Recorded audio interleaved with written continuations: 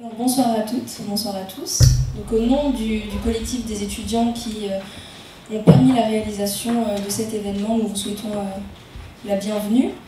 Nous remercions également les représentants au Maroc des principaux candidats à l'élection présidentielle qui sont à mes côtés. À ma gauche, directement, M. Étienne Smith, représentant de la France Insoumise. À sa gauche, M. Nicolas Keppel, représentant d'En Marche. À ma droite, directement, M. Christian Philippe Lebaille, représentant du Front National. Et à ses côtés, M. Olivier Do, représentant du Parti Socialiste. Nous regrettons sincèrement l'absence d'un représentant des Républicains pour des raisons de santé. Alors, messieurs, vous serez amenés à présenter vos perspectives sur les thèmes relatifs à tout d'abord l'énergie verte, je rappelle pour le public, l'immigration et la culture, immigration et asile, et enfin le développement économique. Bien évidemment, nous prenons comme angle d'approche les relations franco-marocaines, mais ça n'exclura pas au cours du débat que l'on approche des questions d'ordre plus transversales. Messieurs les intervenants, nous vous demandons de faire vos réponses au jury et à la salle, d'éviter toute interpellation entre vous, au dialogue bilatéral. Et pour des raisons de timing, votre temps de parole initial sera de 10 minutes, ainsi que de 5 minutes pour répondre aux questions. Les étudiants du jury et le public sont invités à rester courtois lors des périodes de questions et les soutiens des candidats à ne pas intervenir. Nous avons procédé par tirage au sort afin de maîtriser la prise de parole. Donc interviendra en premier le représentant de la France Insoumise, puis par la suite le représentant du Front National, d'En Marche et du Parti Socialiste. Alors messieurs, donc on va commencer avec la France Insoumise. Vous avez 10 minutes pour vous exprimer sur l'ensemble des thèmes que je viens de soumettre. La parole est à vous. Merci beaucoup. Bonjour à tous et merci pour l'invitation. Alors peut-être une précision, je ne suis pas le représentant du candidat France Insoumise, il y a un représentant officiel, il y a les Ilarifi, et il y a un représentant pour l'élection des députés de l'étranger pour la 9e circonscription, M. Lamine Camara. Moi je suis sympathisant du mouvement, je suis dévoué à la tâche, j'ai fait mes devoirs en lisant ce beau programme que j'ai beaucoup apprécié, et donc je vais essayer de présenter ce que j'en ai tiré en tant que sympathisant du mouvement, pas en tant que représentant direct du candidat. Donc en 10 minutes, ça va être très, très rapide, mais l'idée du programme L'avenir en commun de France Insoumise, déjà, il faut rappeler que c'est un programme qui s'est fait sur la durée. Ce n'est pas un programme sorti de l'invention de quelques technocrates en l'espace de 3 mois, c'est un programme qui a été fait en concertation avec les militants sur plus d'une année, qui a été discuté par de nombreux experts et économistes. Donc un programme qui se caractérise par son ambition, déjà. Sur la question des énergies vertes, c'est à mon sens le programme le plus ambitieux, qui prévoit une vraie planification écologique, avec un budget pour ça, des moyens mis pour cette transition écologique de la France. D'une part, avec une sortie progressive du nucléaire d'ici à 2050, avec l'idée que sortir du nucléaire, c'est d'abord faire des économies, parce que mettre les carénages supplémentaires des réacteurs existants, c'est 40 milliards d'euros qu'on peut économiser en ne prolongeant pas la vie de ces réacteurs nucléaires. Et l'idée, c'est au contraire d'aller vers un mix énergétique d'ici 2050, avec l'idée que les énergies renouvelables sont source d'emplois. 300 000 emplois d'ici 2020 qui peuvent être créés grâce au développement des énergies renouvelables. Donc c'est pas du tout une lubie sortie du nucléaire comme ça d'un coup de main, c'est vraiment un claquement de doigts, c'est quelque chose de pensé sur la durée. L'Allemagne l'a fait, d'autres pays l'ont fait, la Californie aussi a décidé de sortir du nucléaire, donc c'est tout à fait possible, c'est faisable, c'est réaliste économiquement et créateur d'emplois. Donc je n'ai pas besoin de revenir sur les inconvénients du nucléaire, mais si vous voulez dans le débat, on pourra en débattre plus longuement. Mais pour le programme Avenir en commun, clairement, la sortie du nucléaire. Deuxième aspect, les économies d'énergie. La première façon de faire des économies, c'est de faire des économies d'énergie, notamment en renforçant l'isolation thermique des logements. Donc là aussi, avec un fonds en la matière qui permet de créer des emplois, qui permet de faire des gains sur la consommation d'énergie. C'est aussi repenser la façon dont l'électricité est tarifée en France, sortir de la logique marchande d'ouverture du secteur de l'électricité à la concurrence, pour au contraire avoir une tarification sociale sur l'électricité, avec l'idée que les premiers kilowattheures nécessaires à la subsistance seront moins chers, et qu'à l'inverse, les consommateurs qui consomment beaucoup plus paieront un peu plus cher ces kilowattheures. Donc l'idée, c'est bien qu'on peut adapter de façon flexible cette tarification de l'électricité pour assurer les besoins de subsistance de tout le monde tout en pénalisant le gaspillage. C'est aussi, donc, je disais, investir dans les énergies renouvelables, donc l'éolien, mais aussi surtout pour la France, qui a une façade maritime importante, c'est les énergies maritimes, les énergies renouvelables maritimes. Avec l'idée que c'est la force des courants marins aussi et des éoliennes en mer qui peuvent nous assurer une production électrique assez importante pour les prochaines décennies.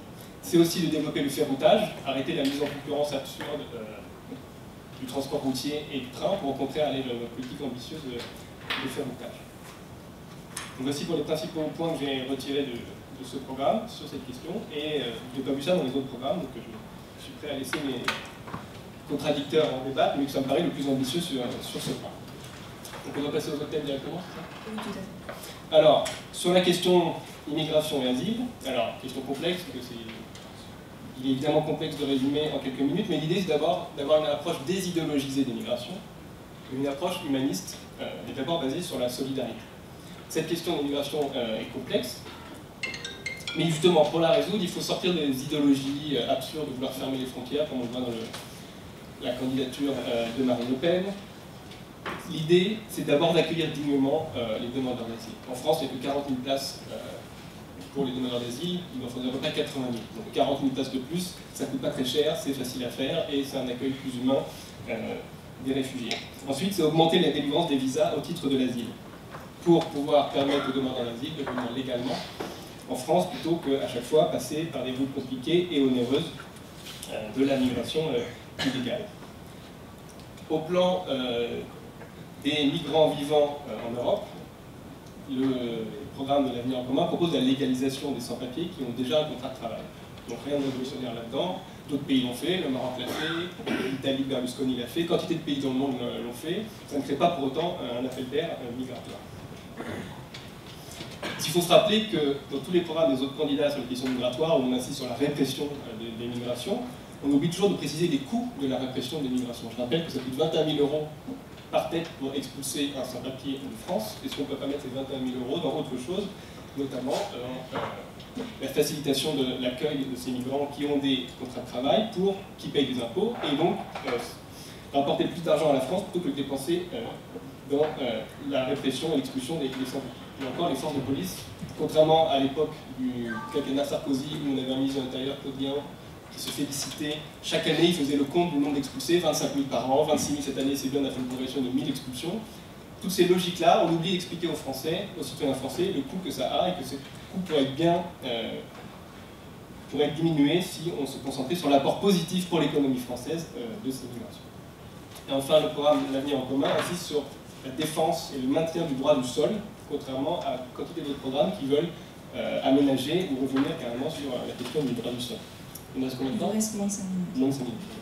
Je passe à la question du financement de l'économie. Donc là aussi, un programme qui est extrêmement ambitieux sur ce plan, avec un plan de relance keynésien, assumé comme tel, de 100 milliards avec un emprunt auprès de la Banque Centrale Européenne. Il n'y a pas de raison que les banques privées puissent emprunter auprès de la Banque Centrale Européenne et que l'État français ne puisse pas. Donc un plan de 100 milliards. Évidemment, on va avoir des cris d'orfraie autour de la table, là, mais ça coûte cher, M. Mélenchon, de gaspiller des milliards. Je rappelle que c'est pas grand-chose, 100 milliards, le CICE c'est 40 milliards par an. Donc sur l'échelle du quinquennat, c'est 200 milliards qui ont été donnés en cadeaux fiscaux aux entreprises. Le programme de Jean-Luc Mélenchon, c'est d'abolir ce CICE qui coûte cher juste pour développer les marges des entreprises et qui a eu très peu d'impact en termes d'emploi, de recherche ou de soutien aux exportations. Donc l'argent existe, l'argent est là, il y a les moyens. Allons le prendre là où il est, par cet emprunt, et développons donc une relance par la consommation. Parce que le vrai problème en France à l'heure actuelle, c'est la question du pouvoir d'achat. Les salaires par rapport à l'inflation stagnent depuis plus de 30 ans. La rémunération du capital, elle, explose, alors que le pouvoir d'achat dépendant des salaires, lui, stagne depuis des décennies. Or, n'oublions pas qu'on a une situation économique paramétrée par la crise de 2008. Il faut rappeler que la crise de 2008, c'est quoi? C'est aux États-Unis, pendant plus de 30 ans, les salaires qui stagnent, donc les ménages n'ont pas d'argent pour acheter des maisons, donc ils sont, et pendant ce temps-là, le capital, lui, se développe de façon exponentielle. Les banques ont trop d'argent, ne savent pas quoi en faire, donc elles prêtent aux ménages qui n'ont pas assez d'argent pour acheter des maisons, qui n'auront pas les moyens de rembourser. Ensuite, on titrise ces dettes qui sont coûteuses, et on aboutit à la crise économique et financière de 2008 qui a dévasté une partie des économies de ce monde. Donc, cette logique que proposent, à ma connaissance, les autres candidats, de toujours vouloir favoriser... Pardon ?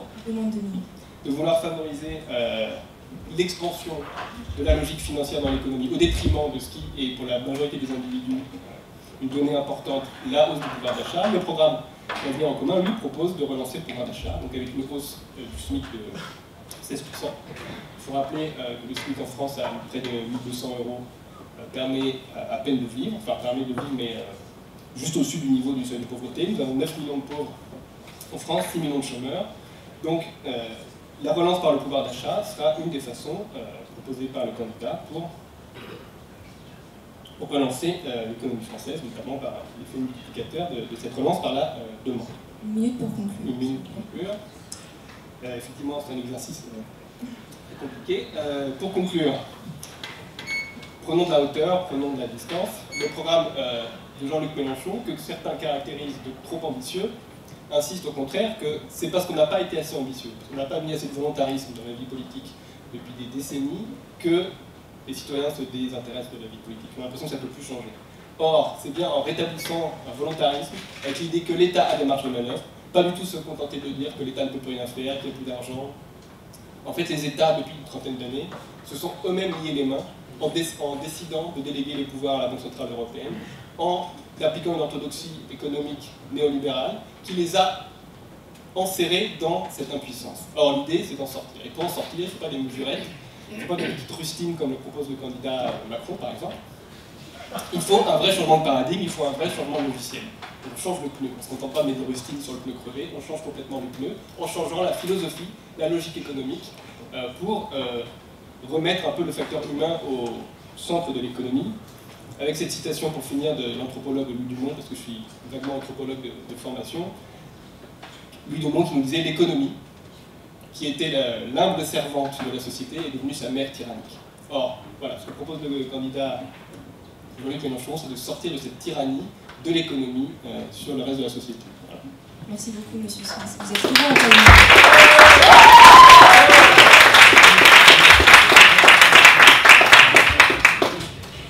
10 minutes 28, donc la parole est à monsieur Nicolas Kepel. Non, monsieur Christian Philibert, excusez-moi. On vous écoute.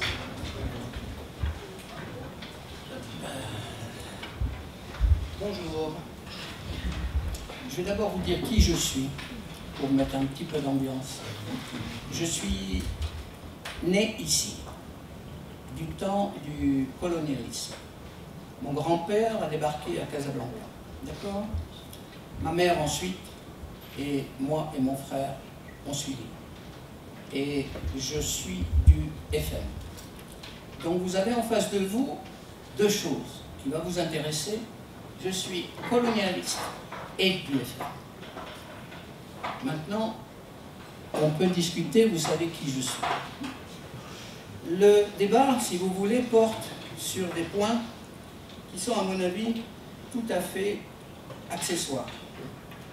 Moi, je changerai, si vous voulez, le thème général, vous avez mis retenu, élection française, quel avenir pour les relations franco-marocaines.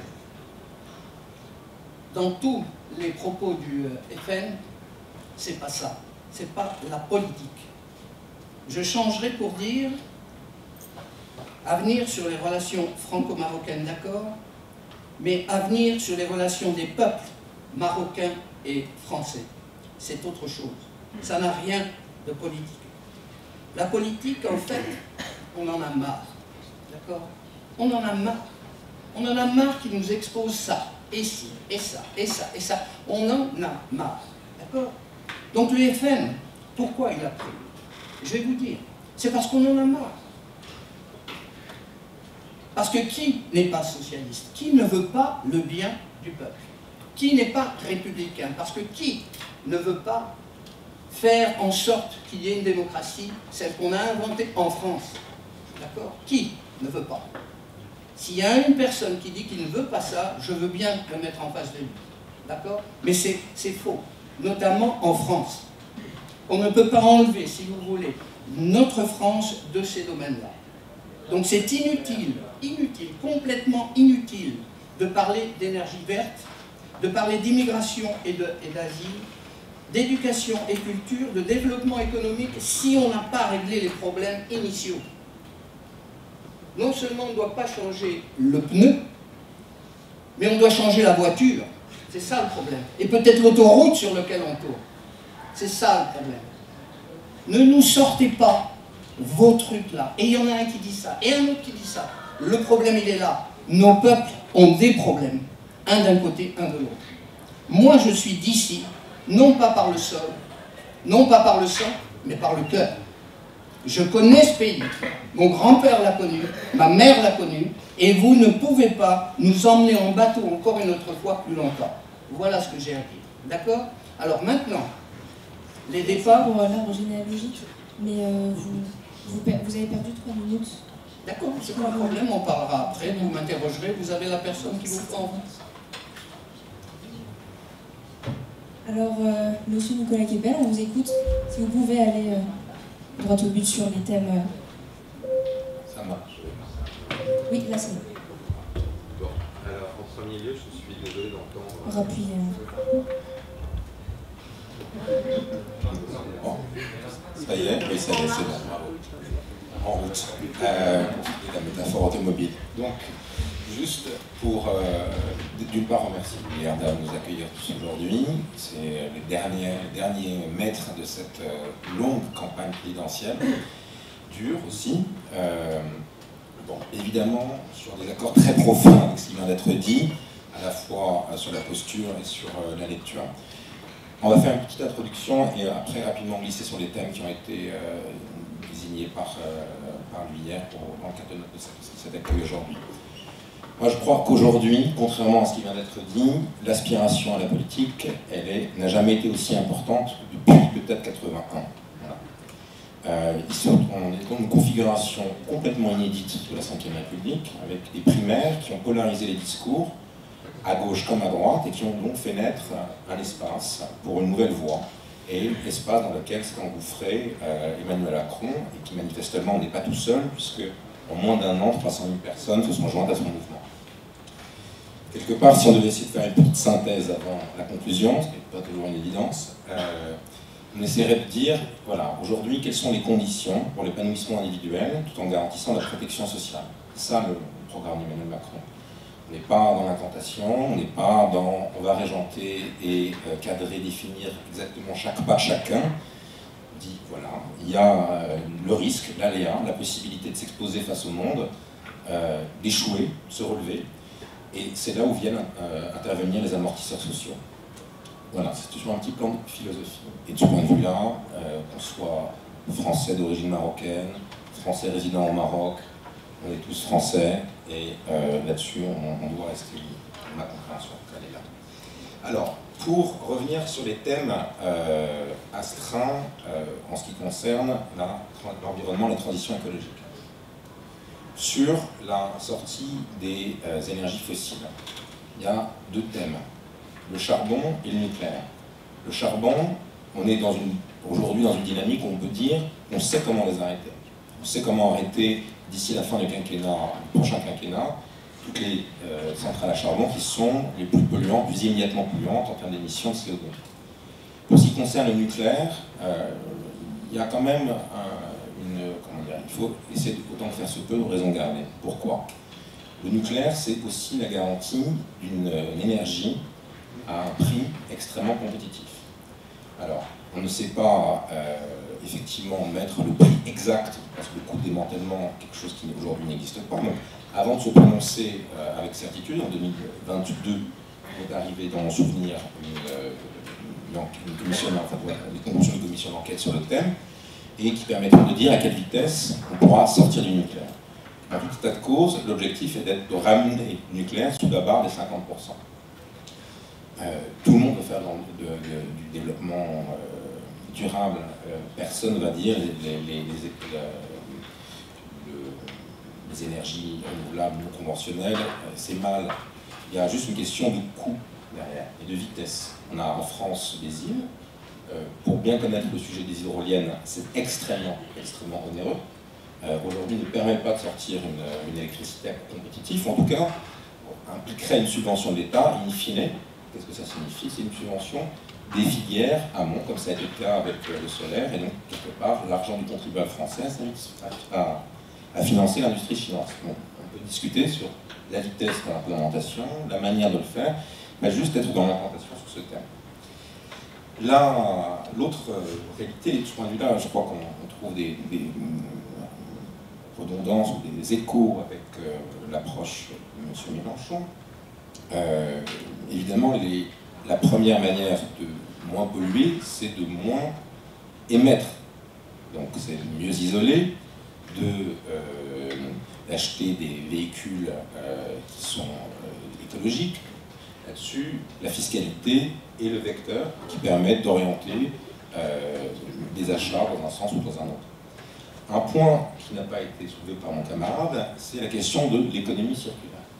L'économie circulaire, ça, c'est une forme de, un peu magique, puisqu'on arrive à faire des déchets un combustible non polluant pour alimenter la production.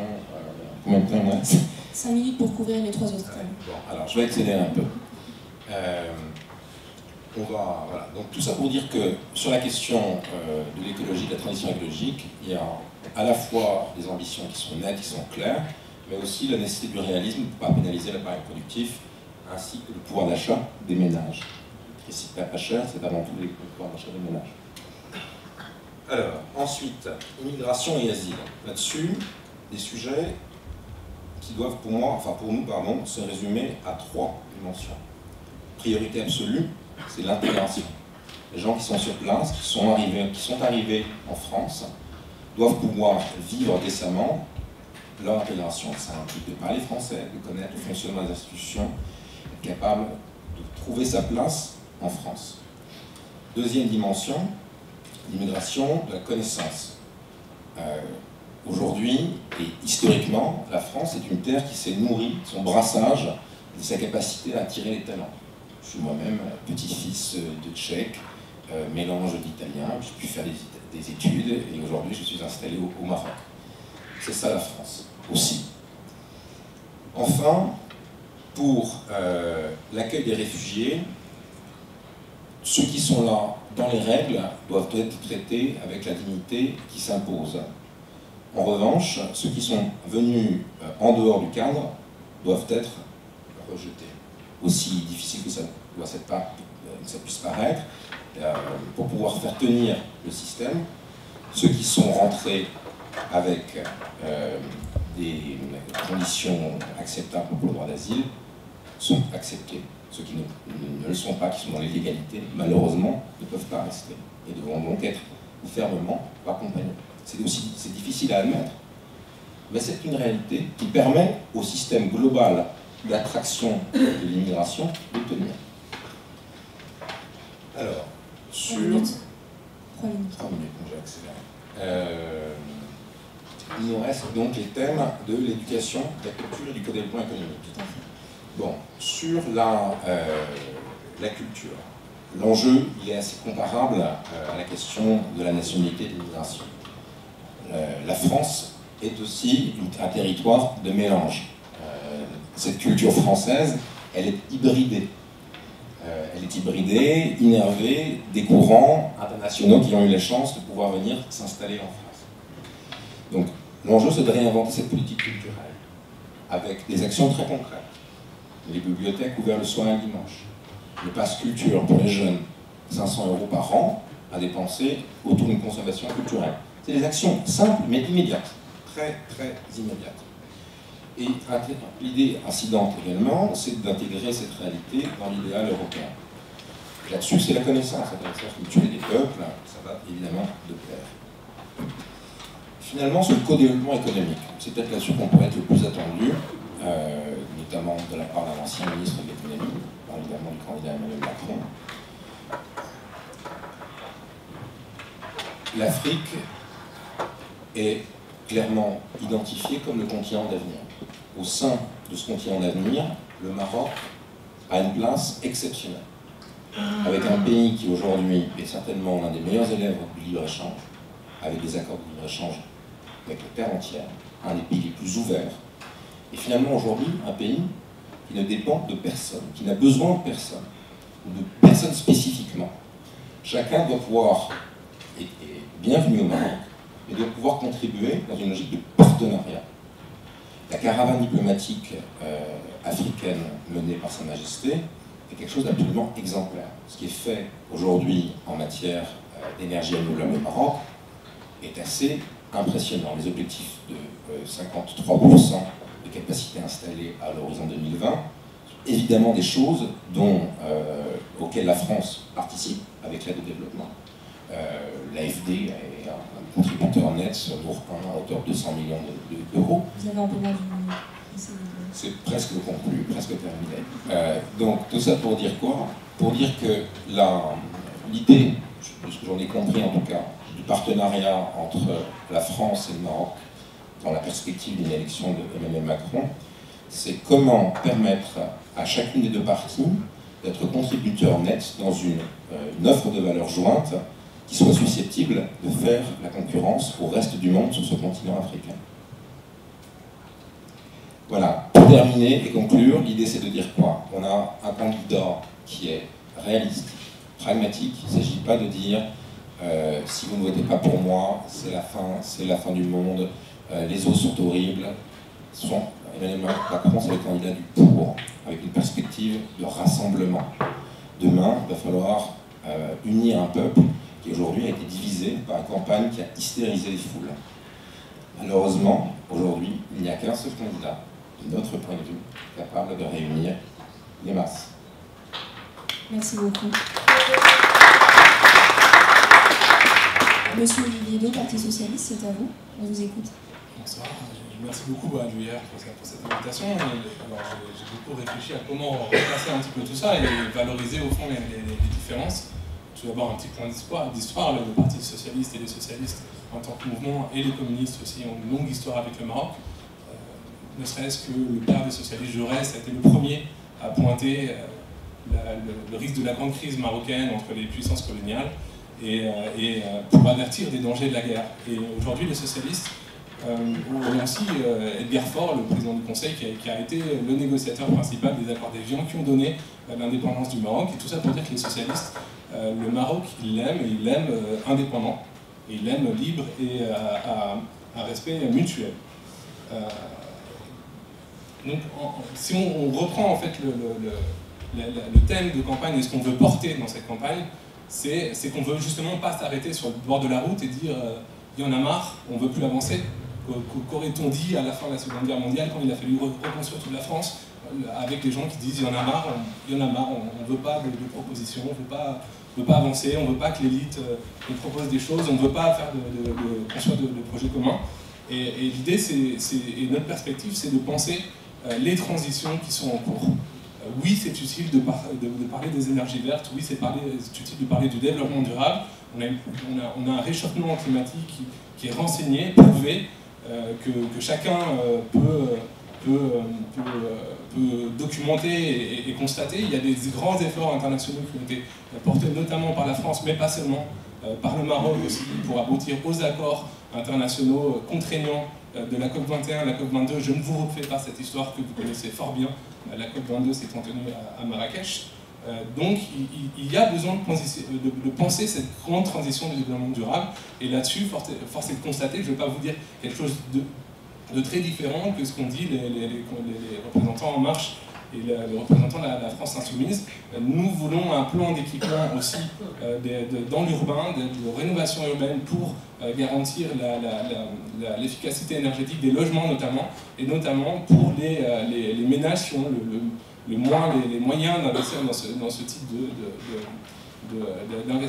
d'investissement domestique. Et nous voulons favoriser une politique d'équipement à hauteur c'est estimé sur le quinquennat sur hauteur de 100 milliards d'euros, donc un investissement considérable pour aider les Français à pouvoir prendre le tournant de cette révolution énergétique qui est devant nous. Nous sommes aussi favorables à la baisse de la part du nucléaire et à l'arrêt à terme de l'énergie nucléaire en France.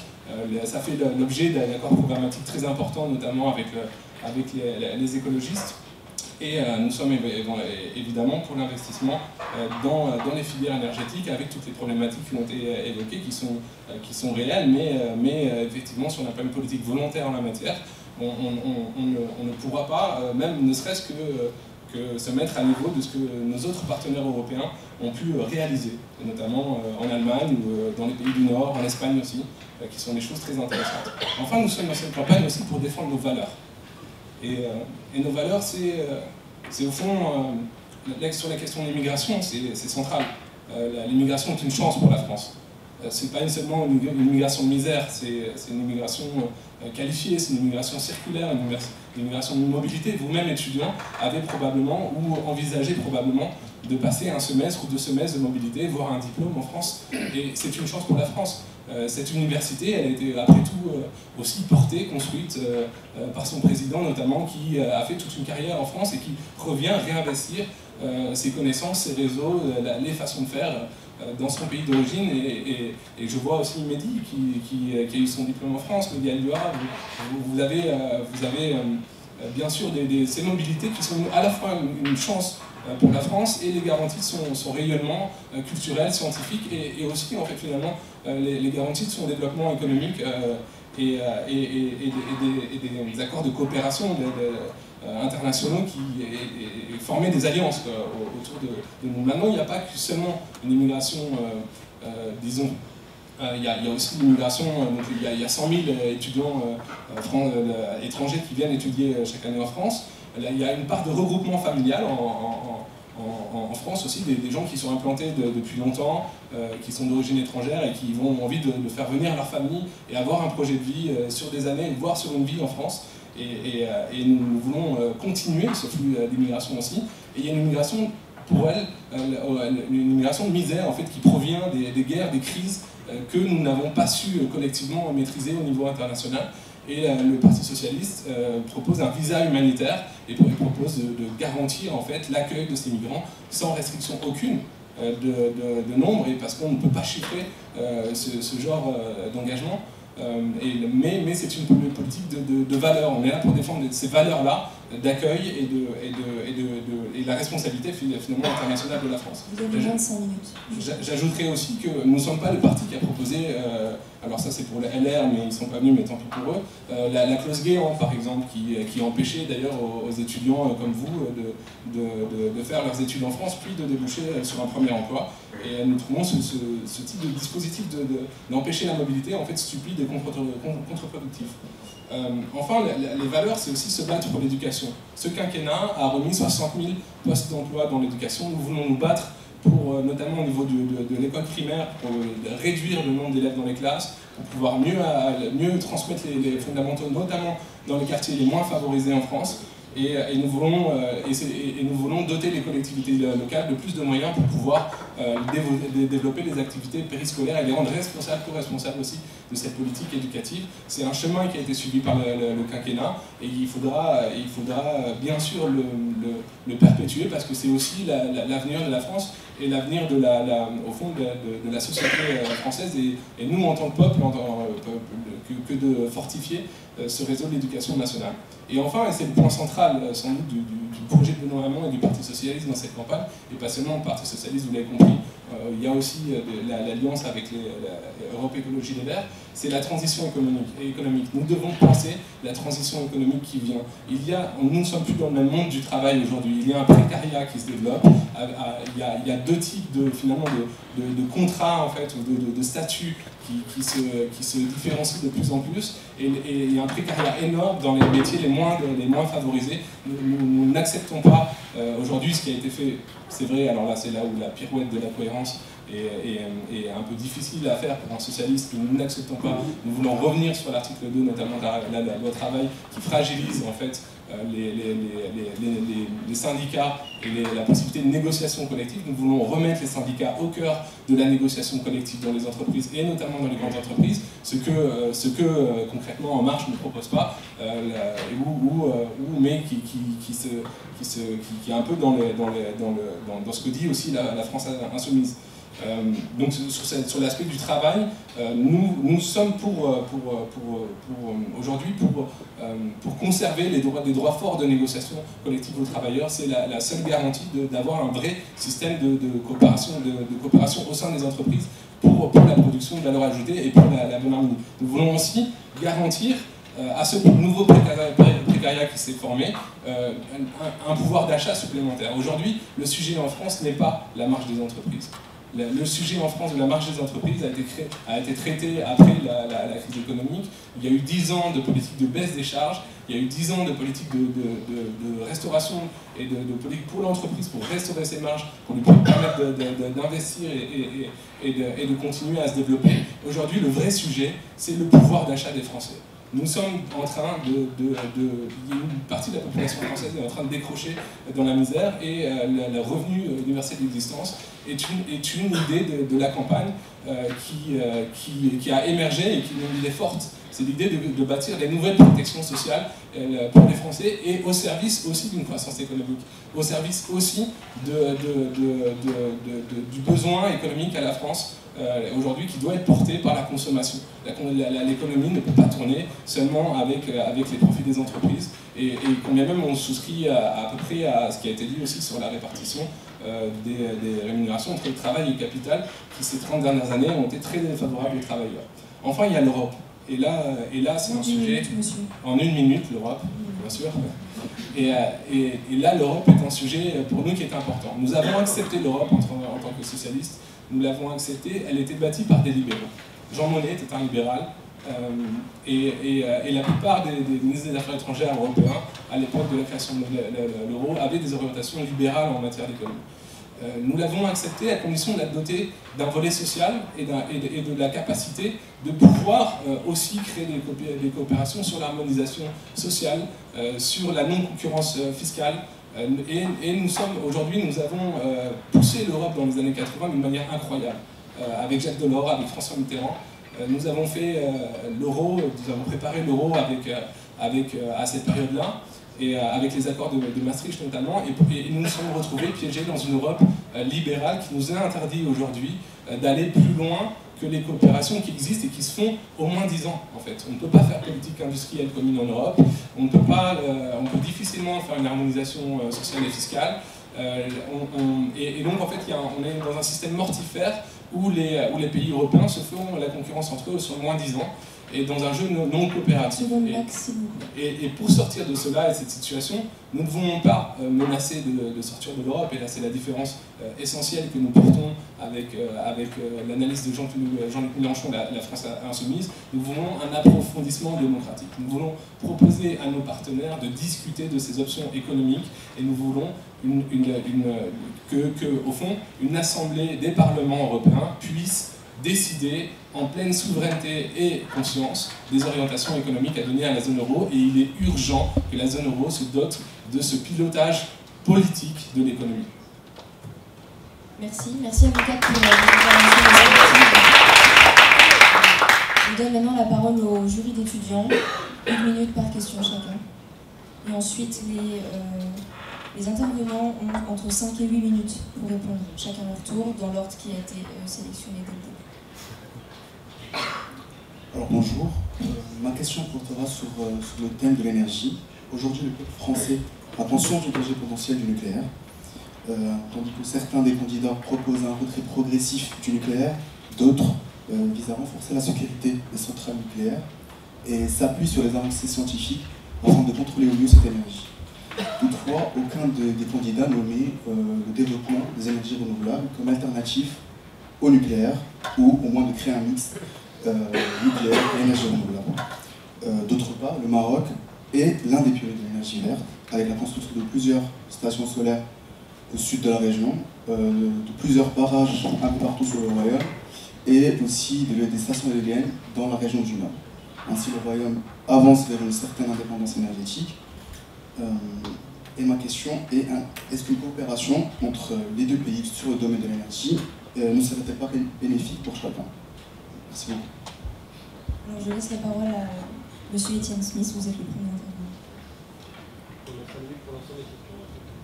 Vous avez 5 à 8 minutes par question. Tout à fait. Merci beaucoup. Alors, merci pour cette question. Donc, je redis ce que j'ai commencé à dire tout à l'heure. Le programme de l'avenir en commun, c'est effectivement promouvoir les énergies renouvelables comme alternative au nucléaire. Ça va se faire progressivement, parce qu'on ne sort pas du nucléaire comme ça, on sort du nucléaire sur 40 ans, et on propose un mix énergétique en développant les énergies renouvelables. Alors certes, ça a un coût, certes l'État va y mettre les moyens, mais c'est des moyens utiles à l'ensemble de la société, c'est des moyens pour une croissance verte à long terme, donc c'est des moyens qui valent le coup d'être mis dans la balance. Donc c'est pas du tout un problème que l'État ait dépensé pour soutenir la filière éolienne, pour soutenir la filière des énergies renouvelables maritimes. Au contraire, l'État justement doit être moteur aussi dans cette innovation technologique pour une croissance verte et pour des énergies renouvelables. Pas du tout un souci. Pour la question du coût du nucléaire par rapport aux énergies renouvelables, je voudrais quand même nuancer ce que ma camarade En Marche nous a dit, parce que dans les calculs sur le coût de l'électricité du nucléaire, on oublie toujours de prendre en compte le coût des déchets. Donc, le coût des déchets sur des millions d'années, il faut le prendre en compte. Et là, tout d'un coup, quand on prend en compte les déchets, la gestion des déchets, qu'on ne sait pas vraiment gérer, donc on les enfouit à dur, on ne sait pas ce que ça va devenir, il y a un coût sur des millions d'années. On investit, on oblige les générations futures à payer la gestion des déchets pendant des siècles et des siècles. Et ça, il faut le prendre en compte dans le calcul du kilowattheure avant de dire que le nucléaire permet une énergie plus économique. Ensuite, le nucléaire pose des problèmes géopolitiques. Parce que d'où vient l'uranium qui sert à alimenter les centrales nucléaires françaises? Du Niger. On a pris d'aller visiter l'extraction du Niger, de l'uranium au Niger, et on en reparle sur les conditions même sanitaires pour les employés d'arriver au Niger. C'est aussi l'uranium du Kazakhstan, donc à chaque fois c'est trouver une ressource dans des pays qui nous lient après géopolitiquement avec la région et qui nous oblige et qui nous rend dépendants de la sécurisation de cette région, etc. Et les prises d'otages au Sahel, etc. au Niger, il faut rappeler qu'il voilà, y a un vrai problème pour la France d'être dépendant de cet uranium dans des zones qui sont parfois des zones à risque. Donc pour la France insoumise, le nucléaire comporte bien plus d'inconvénients que d'avantages, et donc c'est résolument qu'on propose d'en sortir, en rappelant là encore que le nucléaire n'est pas rentable. S'il était rentable, le secteur privé, dans beaucoup de pays dans le monde, se serait emparé du nucléaire. Or, dans beaucoup de pays, le secteur privé s'est retiré du secteur nucléaire, considérant qu'il n'était pas assez rentable, qu'il y avait trop de coûts. Alors pourquoi les États, eux, devraient prendre en charge ces coûts pour des générations futures, alors que même le privé considère que le nucléaire n'est pas une bonne affaire économique. Donc sortons-en résolument au profit des énergies renouvelables. Et effectivement, le Maroc, comme a dit Olivier Do, est un exemple pour le solaire, mais la France peut aussi devenir un exemple, par exemple, pour les énergies renouvelables dans le maritime, sans problème. Merci beaucoup. Monsieur Christian Philippe Baye, on vous écoute. Le Maroc a très bien fait. Il n'y a aucune contestation là-dessus. D'accord? Tout ce qui a été fait par Sa Majesté est parfait. D'accord? Il n'y a pas de problème. La seule chose que vous oubliez, c'est que nous ne sommes pas indépendants. Je reviens toujours à ça. Nous sommes dans un système international qui empêche qu'on aille très vite. C'est un système que si vous ne l'appréhendez pas, vous n'arrivez pas à comprendre pourquoi ça ne va pas plus vite. C'est ça la question. On peut tout faire, l'homme peut tout faire. Okay? Le Maroc peut tout faire, même aurait dû faire beaucoup plus. La seule chose qu'il y a, c'est que nous avons la pression, notamment en France, de législation, de mauvaise volonté, si vous voulez, de la part ou de syndicats ou autres. Comme je vous dis, il y a tout un système qui fait qu'on n'avance pas. Or, les résultats sont là. Nous sommes toujours avec ces bons sans voiture, alors que nous avons un soleil que Dieu nous a donné, d'accord? Pourquoi, par exemple, moi j'habite Marrakech, pourquoi les autobus ne sont pas aujourd'hui avec l'énergie solaire?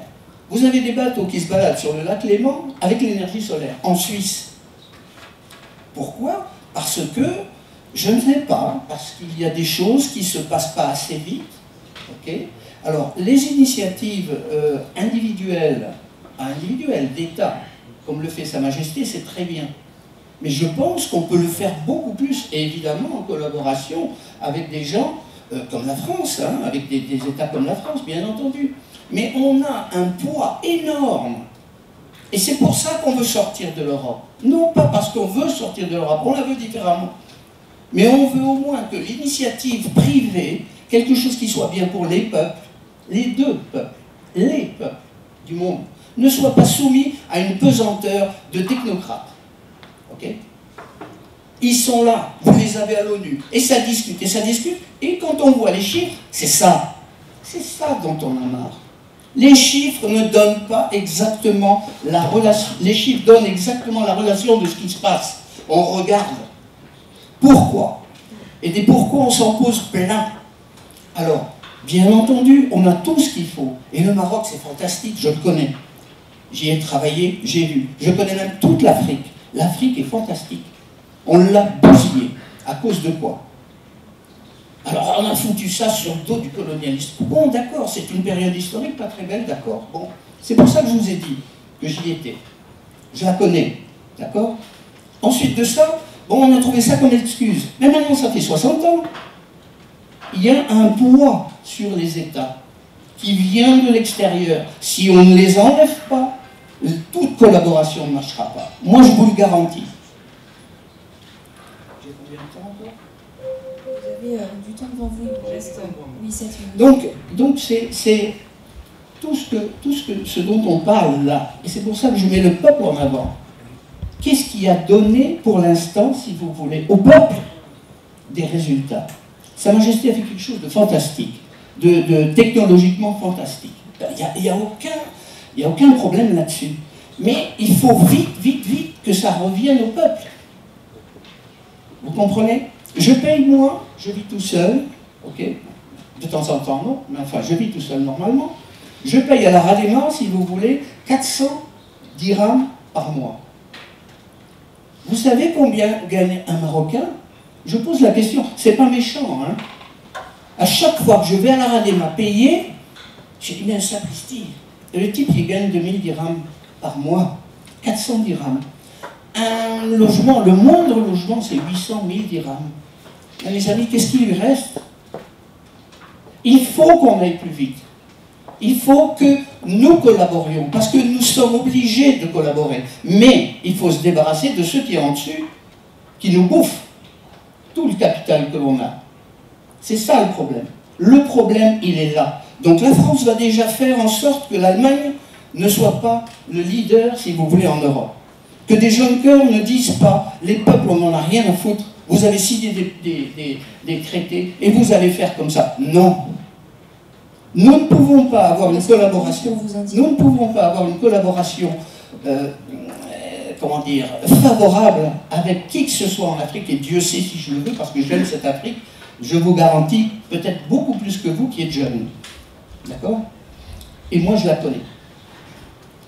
Nous ne pouvons pas arriver à avancer tant que nous aurons des institutions supérieures qui sont dans les mains de financiers. C'est ça la question.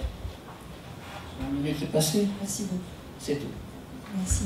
Nicolas Kebel, c'est à vous de répondre. À mon tour, merci. Encore une fois, un peu surpris parce que je viens d'entendre.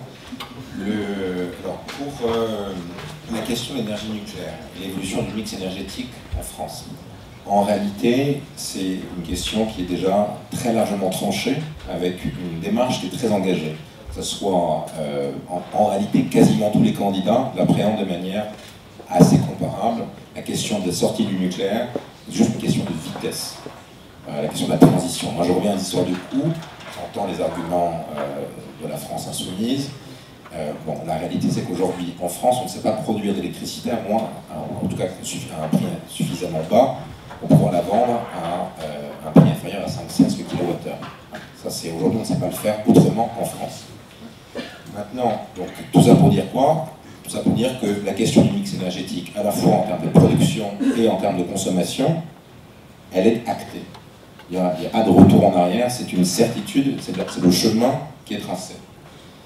Pour ce qui concerne le Maroc, dans le Maroc, vous avez effectivement, alors je vais quand même nuancer un petit peu le propos, vous allez me pardonner de faire ce correctif. Le Maroc est fondamentalement dépendant. sur le plan énergétique. 85% de l'énergie consommée, les 35 TWh d'électricité consommée au Maroc par an sont importés. À 75% d'origine fossile, dizaines de pourcents importés directement d'Espagne et d'Algérie en matière d'électricité. Donc, il n'est pas tout à fait vrai de dire qu'aujourd'hui, l'indépendance du Maroc en énergie se dessine. Non, elle accroît son autonomie, mais on est encore très loin de l'indépendance. Cela étant, sur le plan, alors, encore une fois, par opposition à ce qui vient d'être dit juste avant, d'une part, ce ne sont pas des initiatives individuelles. Mazen, Morgan Agency for Sustainable Energy, a été constitué pour gérer la problématique de la transition écologique au Maroc et a permis d'attirer des opérateurs du monde entier en créant une compétition extraordinairement forte pour abaisser le coût du financement et d'obtenir les meilleures offres, ce qui fait qu'aujourd'hui le coût de revient et le prix de vente de cette électricité est la moins chère au monde. Le Maroc détient 2 records en éolien. On est à 3 cents le kilowattheure, prix de vente à Mazen. C'est exceptionnel, c'est le prix, 2,9 cents de dollars pour être exact. Donc ça, c'est un accomplissement extraordinaire. Et par définition, c'est pas tout seul dans son petit coin avec ses petits muscles qu'on peut le faire. Qu'on soit la France, le Maroc, l'Allemagne ou les États-Unis. Personne ne fait ça tout seul. C'est une mise en concurrence. C'est le marché qui fait ça, avec la difficulté qu'on puisse imaginer. Là-dedans, la France a clairement son mot à dire, enfin pas son mot à dire, mais son écho à apporter. Comment? Déjà, on a mentionné la question du financement en aide avec les organisations multilatérales. L'AFD, pour Nour PV1, a apporté 200 millions d'euros. 200 millions d'euros, un coût de financement qui permettent d'avoir, in fine, les prix d'électricité que je vous ai évoqués. Donc, à un moment donné, il ne faut juste pas dire tout à fait n'importe quoi. Voilà. On ne peut pas imaginer, le Maroc ne produit pas les technologies qu'elle utilise pour abaisser son coût de production d'électricité. Ça, c'est une hérésie, et c'est peut-être plus philosophiquement très nombriliste et détaché très profondément de la réalité. Par exemple, je vais faire un autre rebond pour Marrakech. L'exemple est très très mauvais. Depuis la COP22, mise en place d'une série de bus électriques. Je pense que vous ne pouvez pas tomber sur un meilleur exemple que celui que vous venez de citer. Donc, pour l'histoire de l'Europe, il y a entre la France et l'Allemagne la possibilité de construire un moteur. L'Allemagne, comme l'a évoqué mon camarade de la France Insoumise, a été un pionnier en énergie renouvelable. Avec d'ailleurs un certain nombre de problèmes, puisque l'intermittence des énergies renouvelables crée des problèmes de stabilité de réseau. Pendant ça implique combien de temps? Une demi-minute? Un peu plus quand même. 3 minutes. 3 minutes, beaucoup de temps. Bref, donc tout ça pour dire quoi? Pour dire que on ne peut pas raisonner sur la question énergétique à l'échelle individuelle. Les opérateurs qui s'y positionnent sont des acteurs internationaux. Le financement des infrastructures qui sous-tendent la production d'électricité représente des sommes colossales. Je vous rappelle que le Maroc, c'est 100 milliards de PIB, qu'un mégawatt d'éolien, c'est 1 million de dollars. Vous faites 1 gigawatt, vous êtes sur 1 milliard, 1% du PIB. Vous faites rapidement les calculs, ça veut dire qu'à un moment donné, il faut être lucide, pragmatique, réaliste. Bref, donc tout ça pour dire quoi? Pour dire que on y arrivera ensemble, en Afrique, ce qu'on évoquait tout à l'heure, dans une perspective de co-développement, pas de colonisation, parce qu'il y a des savoir-faire ici qui n'existent pas en France, il y a des savoir-faire en France qui n'existent pas au Maroc, et c'est en apportant chacun une forme de contribution avec la connaissance du mode de fonctionnement. On ne transpose pas le fonctionnement des énergies renouvelables en France, notamment avec les sujets de stabilité de réseau que j'évoquais. En Afrique, ce n'est pas le cas. Le réseau n'a pas été constitué de la même manière, il n'a pas la capacité d'absorber les mêmes chocs, ne peut pas faire la montée en puissance sur le renouvelable en claquant des doigts. C'est pas comme ça que ça se passe. Et à un moment donné, on peut discuter si vous voulez, mais on peut être dans une différence de philosophie, très bien. Il faut quand même regarder la réalité en face. Donc tout ça pour dire que, pour répondre à la question primaire, chacun des candidats, et celui d'En Marche en particulier, organise la sortie du nucléaire, mais de manière raisonnée et graduelle, que le mix énergétique est évidemment l'objectif pour la production et la consommation, avec les limites qui ont été évoquées, celle de la stabilité du réseau. Voilà. Merci beaucoup. La parole est à Olivier II. Merci. Alors, c'est un exercice qu'on aime beaucoup au Parti Socialiste, qui est la synthèse. En fait, puisqu'en fait, il y a beaucoup de points de vue qui ont été donnés. Et juste pour vous donner, ce que vient de dire Nicolas Kepel pour En Marche, c'est l'important, c'est le marché. C'est vrai, jamais un État va capitaliser autant de savoir-faire technologique qu'une grande entreprise privée aujourd'hui, dans le monde tel qu'il est.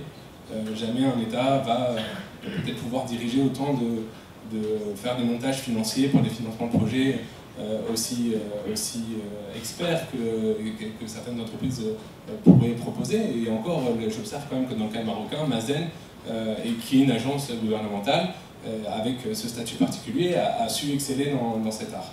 Maintenant, il y a aussi un élément qui est fondamental, et si on reprend l'histoire du programme nucléaire français, c'est la volonté étatique, la volonté politique. C'est elle qui guide et qui donne le là et qui donne le rythme d'avancée d'une stratégie. Donc on peut effectivement faire des nuances de gris en disant nous on veut réfléchir à voir le prochain rapport pour être sûr de sortir, etc.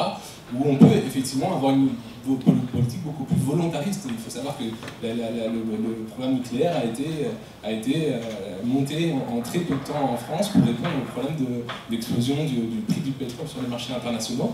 Et ça a été d'ailleurs un choix technocratique non débattu.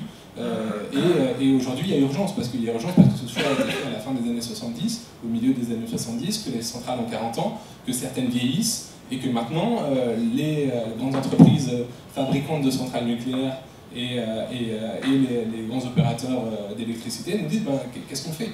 Est-ce qu'on va plus loin dans le nucléaire? Donc c'est là où il faut savoir dire, et non pas des verres d'eau tiède, dire un petit peu, mais on va voir, etc., on va évaluer. Il faut donner, et on est appelé, quand on est à la tête de l'État, à donner des réponses claires sur on veut forcer le chemin vers le renouvelable.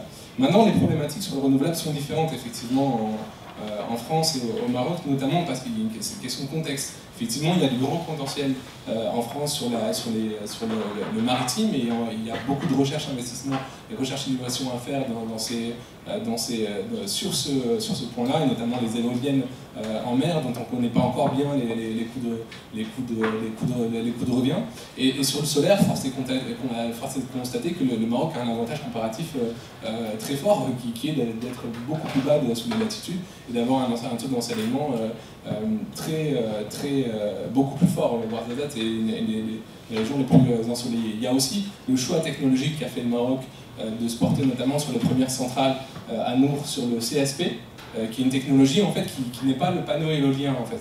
C'est pas du photovoltaïque, c'est une technologie où on chauffe un liquide en fait, et on garde sa chaleur pour produire dans les turbines de l'électricité, et ce qui permet d'ailleurs de produire concrètement d'ailleurs quand il n'y a plus de soleil, de continuer à produire de l'électricité. Le Maroc a été le moteur sur cette technologie-là parce qu'il veut en tirer des bénéfices, et il a su attirer des investisseurs et le faire à relativement peu de coûts pour lui, bien qu'il y a quand même un montage très subtil que je vous invite à regarder entre ce qui est le coût de production réel de ces centrales et le prix de rachat de l'opérateur l'ONE, l'opérateur public d'électricité.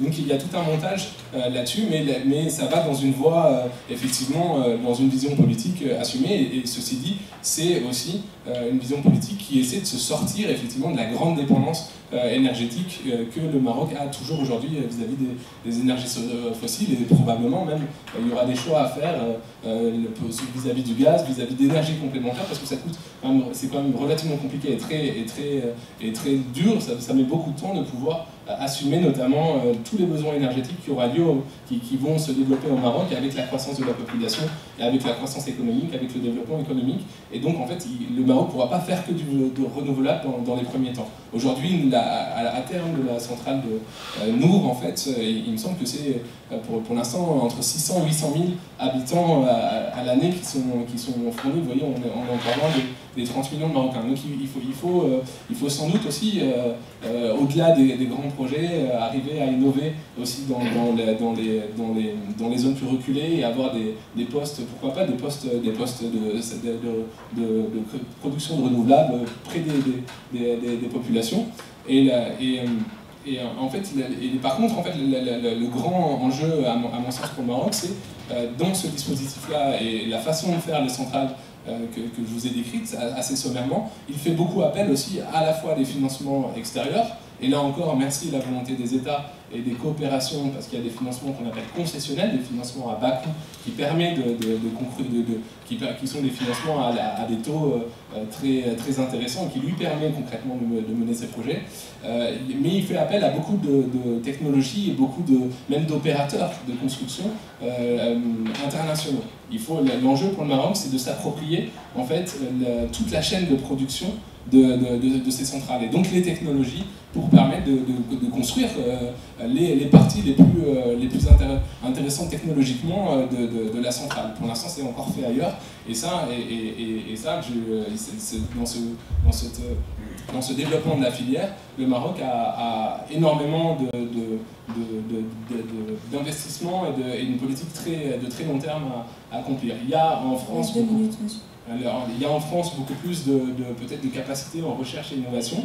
Il y a eu moins cette agilité à construire des premières pierres d'un méga projet solaire comme il a été fait à Ouarzazate.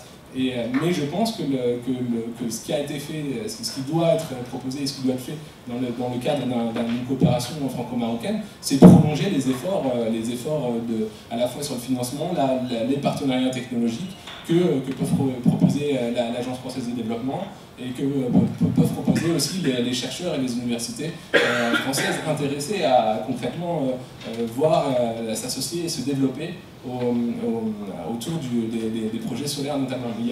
Évidemment, il y a l'éolien, il y a des grandes entreprises qui sont là, c'est du multi-acteur. Voilà, ce que je voudrais, juste pour conclure et pour bien comprendre mon propos, en un mot, c'est vrai que c'est pas vrai de dire que rien n'est fait, que tout est là, etc. Mais ces projets sont complexes à mener. On a besoin de faire intervenir des logiques de long terme, de formation, d'acteurs, de filières économiques. Et donc évidemment ça prend 20-30 ans. Mais c'est pas pour autant qu'on doit dire bon, ce système est pourri. Mais le rôle de l'État, et là je le nuancerai vraiment par rapport à En Marche, le rôle de l'État et la décision politique est fondamentale, l'impulsion est fondamentale. Merci. Deuxième question. Je vous écoute. Bonjour, je m'appelle Yasmani, je suis en première année Sciences Po. On ne parle pas assez des Français de l'étranger dans les programmes. Il y a à peu près 150 000 Français qui sont établis dans la 9e circonscription. Quelles sont vos mesures en termes d'éducation, impôts, sécurité sociale, à défaut d'être précis dans les programmes, pouvez l'être ce soir? Monsieur Soissons. Merci pour la question. Alors, France Insoumise est précis sur cette question, et je vais essayer de le démontrer. Alors, sur la question d'abord de l'imposition et de la sécurité sociale pour les Français et l'étranger, en fait, les deux questions sont liées, parce que l'Avenir en commun propose la taxation différentielle, c'est-à-dire que tous les Français établis à l'étranger seront redevables de l'impôt en France, comme c'est le cas pour les États-Unis. Vous partez à l'étranger, vous gardez un numéro fiscal en France et vous payez toujours vos impôts en France, mais vous payez la différence de ce que vous auriez payé si vous étiez en France, resté en France, par rapport à l'imposition que vous avez dans le pays d'origine. Donc c'est éventuellement un surcoût pour certains, pour d'autres c'est pas un surcoût. Mais en tout cas, ça donne droit du coup à la sécurité sociale intégrale pour les Français établis à l'étranger. Et donc, Avenir en commun propose de nationaliser la CFE pour assurer ces prestations sociales pour les Français étrangers, avec l'idée que comme il y a cette taxation universelle pour les Français étrangers, en échange, c'est normal et logique que les Français étrangers bénéficient d'une sécurité sociale intégrale au même titre que le reste des Français. Et par ailleurs, petite digression sur la question de l'imposition, il y aura aussi une réforme fiscale importante dans le programme de Jean-Luc Mélenchon, avec le développement de 14 tranches d'imposition pour une réimposition progressive. Et ça, évidemment, ça affectera aussi les Français étrangers, on pourra détailler. Pour autre mesure pour les Français de l'étranger, c'est bien sûr le plafonnement des frais de scolarité pour l'enseignement français subventionné à l'étranger. C'est aussi développer des classes d'enseignement bilingue dans les écoles locales, y compris donc, dans des écoles où il n'y a pas, qui ne font pas partie du réseau AEF. C'est aussi favoriser les mobilités pour les Français de l'étranger vers la France, et aussi permettre les mobilités universitaires pour les Français établis à l'étranger et pour les binationaux. Et donc arrêter avec cette clause injuste qui fait que les binationaux doivent souvent payer des frais d'inscription très élevés dans les grandes écoles françaises, par exemple, sous prétexte que leurs parents sont domiciliés fiscalement à l'étranger. Donc, l'Avenir en commun propose de supprimer cette distinction pour permettre aux Français établis au Maroc d'aller étudier à Sciences Po sans avoir à payer les 12 000 € de tarif plein et être imposés pour les frais d'inscription de façon progressive comme les Français de métropole. Donc voilà les principales mesures de l'Avenir en commun sur cette question. Merci. On pourra revenir sur l'éducation et culture, ça faisait partie de... Ah, vous pouvez intervenir maintenant. D'accord, j'en profite parce qu'on a aussi des projets plus larges sur la question de la francophonie et de la culture. Il faut rappeler que Jean-Luc Mélenchon, notre candidat, est natif de Tanger, donc la Méditerranée, il connaît, il aime bien, il a grandi à Tanger, et il propose une Arte de la Méditerranée, donc une chaîne un peu sur le modèle d'Arte qui se fait en plusieurs langues, en arabe et dans les langues de la Méditerranée, donc espagnol, italien, français, grec, etc. Pour justement créer, encourager, renforcer ces proximités culturelles entre les deux rives de la Méditerranée. L'Europe, ce n'est pas que Bruxelles, la Scandinavie ou les îles britanniques, c'est aussi et d'abord la Méditerranée. Il faut réorienter l'Europe vers la Méditerranée. C'est aussi un programme ambitieux sur la question de la francophonie, mais là en ayant conscience de l'impérialisme francophone aussi. Autrement dit, il faut encourager la francophonie, mais pas se comporter vis-à-vis des partenaires de la France, comme la France n'aime pas que les États-Unis, par exemple, se comportent vis-à-vis d'elle. Donc garder une vision de la francophonie qui est ouverte et qui encourage, par exemple, des programmes de soutien aux différentes langues de l'espace francophone. Le français ne se fait pas au détriment des autres langues de l'espace francophone, mais les accompagne, et plein de programmes peuvent être proposés dans ce sens-là. Et c'est un dernier point sur cette question de la culture, c'est rappeler l'importance et la nécessité de l'exception culturelle, donc de refuser que les biens culturels fassent partie des traités qui sont négociés, qu'on essaie de nous imposer régulièrement, des traités de libre-échange, etc. Donc d'une part, France Insoumise est opposée à ces échanges, à ces traités, on pourra en parler, de libre-échange, mais notamment est d'autant plus attentif sur la question de l'exception culturelle, qu'il ne s'agit pas de brader. Enfin, il me reste combien de temps? 2 minutes. Oui. Sur la question de l'enseignement supérieur, un vrai effort d'investissement d'État, 3% du PIB pour l'enseignement supérieur, pour garantir la gratuité de l'enseignement supérieur. Ça peut paraître acquis pour la France, parce qu'on est habitué aux universités publiques gratuites, mais il faut rappeler que dans beaucoup de pays du monde, y compris le Maroc, il y a une inflation des frais d'inscription, et la France est pressurisée pour de plus en plus adopter ce modèle, et on observe une inflation des frais d'inscription. Il faut rappeler qu'en Allemagne, modèle que les libéraux de tout poil aiment bien célébrer, en Allemagne, l'université est gratuite. Il n'y a pas de raison qu'en France, on soit aussi sur ce modèle gratuit. Il faut rappeler aussi que la dette étudiante est un des vrais problèmes aux États-Unis, c'est peut-être la prochaine dette qui va exploser, c'est cette inflation permanente de frais d'inscription pour les étudiants aux États-Unis ou en Grande-Bretagne. On a des étudiants qui ont 22-23 ans, qui terminent leur master et qui doivent 200 000 € à des banques privées au terme de leurs études. Et c'est ce modèle-là qu'on nous propose de plus en plus en France, avec l'idée qu'il faut marchandiser l'éducation supérieure, qu'il faut absolument développer la concurrence, la compétition et l'autonomie des universités pour que chacune fasse la guerre à l'autre, et que de cette compétition jaillira forcément l'excellence. Or non, de cette compétition jaillira surtout la hausse des frais d'inscription. C'est ce qu'on a observé dans tous les cas où on a mis en concurrence ces institutions d'enseignement supérieur. Donc France Insoumise propose de rompre complètement avec cette logique de bureaucratisation néolibérale des universités. Et un programme ambitieux sur l'open access aussi dans le programme de France Insoumise. La production, justement, financée en grande partie par le public, la production scientifique des chercheurs doit être accessible gratuitement pour l'ensemble de la société. Parce que justement, l'État investit pour la recherche, il est normal qu'en retour, cette recherche soit accessible à tous gratuitement, et qu'on ne soit pas obligé de payer, là encore, à des entreprises privées, comme Elsevier, Agistor, etc., l'accès à ces productions scientifiques produites par l'impôt du contribuable français. Merci beaucoup d'être allé droit au but. Monsieur Philippe Lebaille, c'est à vous. Vous voudriez pas me répéter en me poisonnant vos questions, s'il vous plaît, parce que je ne suis pas très au courant de ce qui se passe. Je vais vous donner mon point de vue personnel. Donnez-moi les deux ou trois éléments que vous avez évoqués. Ok, donc je répète la question. Quelles sont vos mesures en termes d'éducation, impôts, sécurité sociale, à défaut d'être précis dans les programmes, pouvez l'être ce soir? Mais vous parlez de quoi? Toujours dans la collaboration entre la France et le Maroc? Ou simplement Non, simplement pour les Français et l'étranger. Ah, ok. Établi dans la 9e circonscription. Voilà, d'accord. Bon. Ben justement, moi, je ne vois pas ça comme ça. C'est mon point de vue personnel. Hein. Je ne connais pas de mon parti ce qu'ils en pensent, mais le mien est celui-là. D'accord? J'ai terriblement, moi, souffert, si vous voulez, de frais, etc. J'ai dû travailler comme un fou en même temps jusqu'à avoir tous mes diplômes. Donc je sais ce qu'il en est. D'accord? La gratuité fait partie des institutions républicaines. La gratuité complète. J'irai même plus loin. Vous devez avoir le logement, la nourriture, etc. Parce que c'est vous qui ferez l'avenir. On n'a pas cherché autre chose. C'est ça. Point. Maintenant, si on ne peut pas la donner, il faut la chercher. Ce n'est pas en allant chercher. Non, ça fait partie, si vous voulez, intégralement des droits de l'homme étudiant.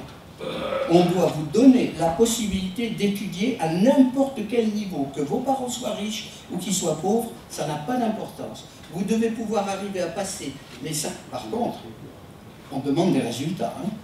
S'il n'y a pas de résultat, une fois peut-être ça peut passer, mais 2 ou 3 fois, j'ai vu des copains qui jouaient plutôt de la guitare plutôt que d'aller dans les cours. Donc au bout, ça n'arrivait pas. Mais si on met ça en place, vous savez, je pense que c'est tout à fait normal. Je ne vois pas pourquoi ce serait autrement. Alors maintenant, vous parlez des Français établis ici.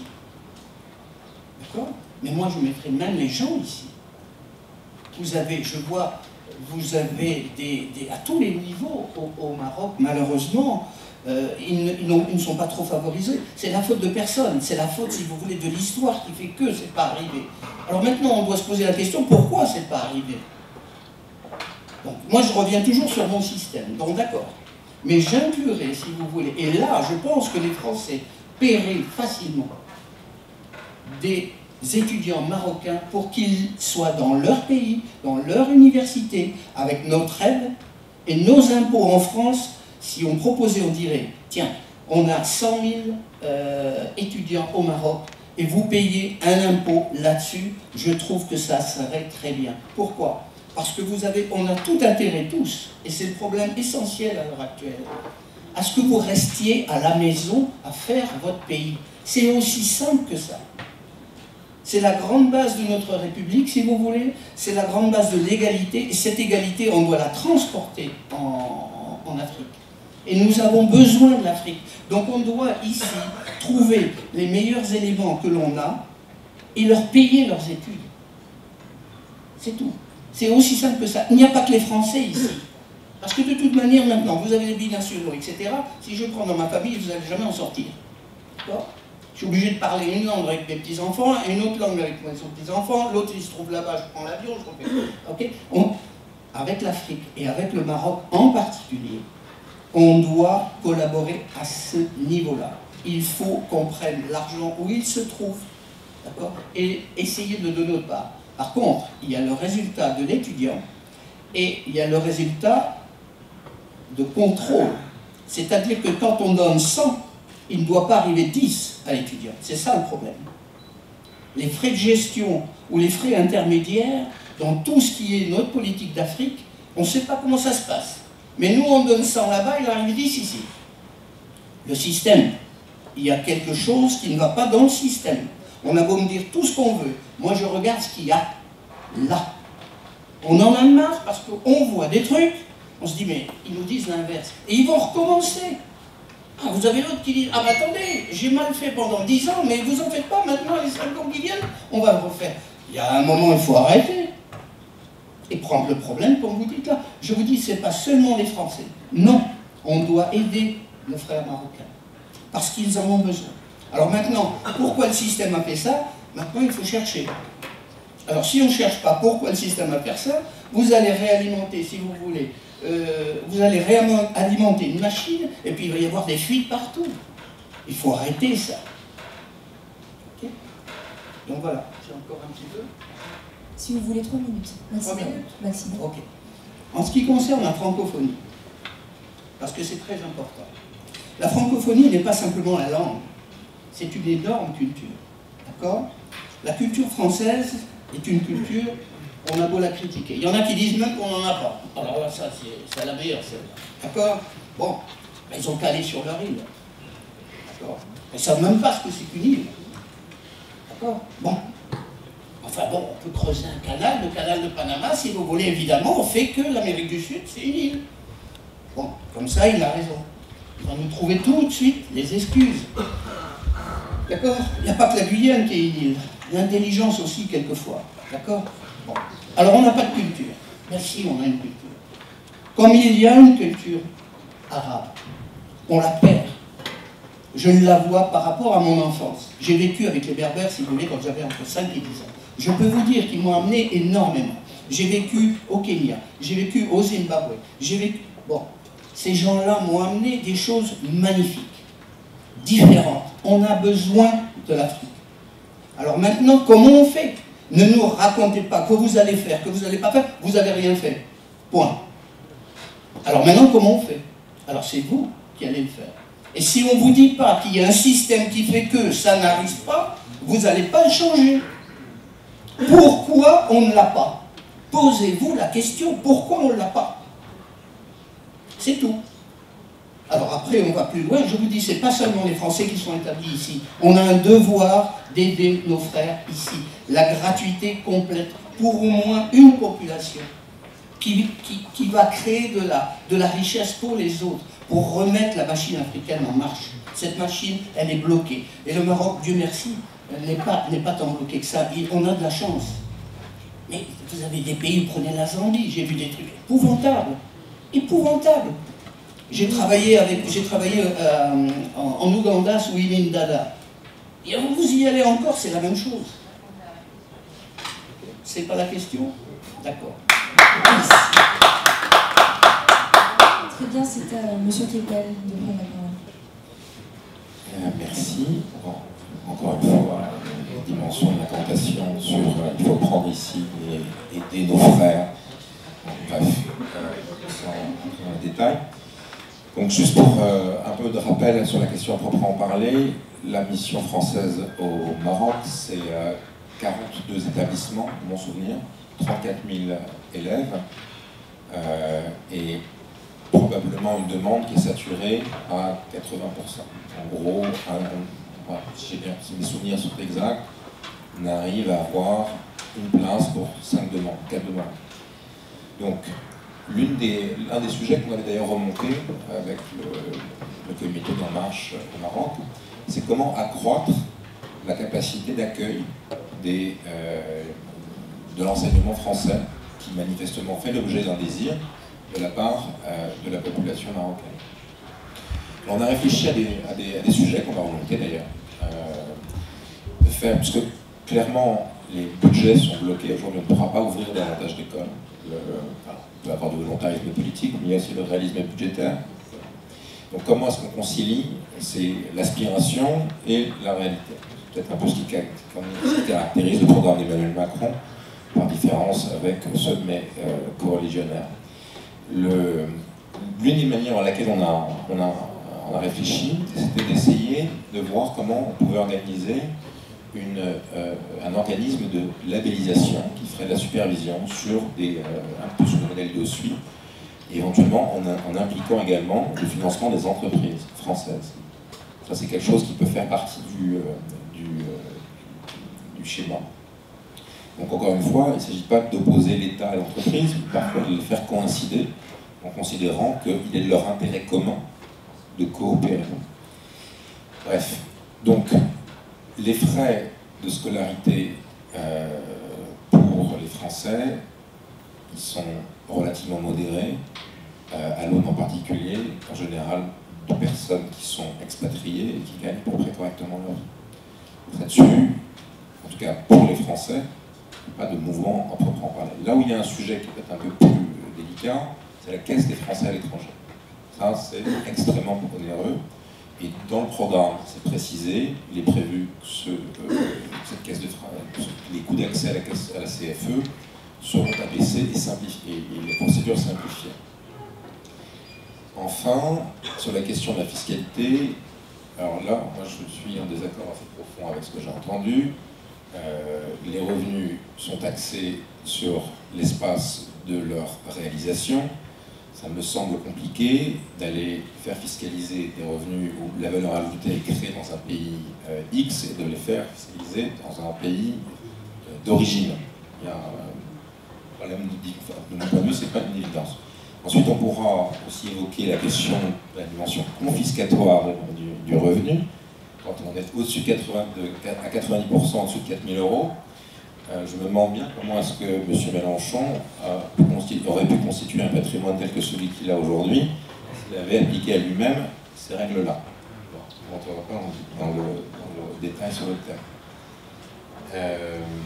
Bon, et pour terminer sur l'histoire des frères marocains, là je me permets de rebondir sur ce qui a été dit. Bon, l'éducation c'est quelque chose de souverain. On ne va pas dire on va venir avec nos gros sabots, période coloniale, pour dicter ce que doit être le fonctionnement, notamment de l'éducation d'un pays. On peut avoir des mécaniques de coopération, si le besoin est exprimé. On a des choses qu'on sait faire, mais on n'est pas non plus exempt aux reproches.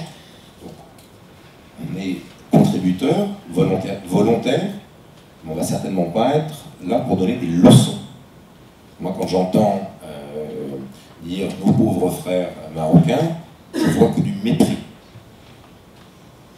Donc, la question des missions françaises, elle est très importante pour les Français qui résident au Maroc, pour les Marocains qui souhaitent suivre l'enseignement français. Il semble manifestement qu'il y a un désir très fort, donc comment faire pour accroître les capacités? Ce ne sera pas sur le financement budgétaire immédiat de la France, elle n'a pas les moyens, mais il existe des mécaniques alternatives.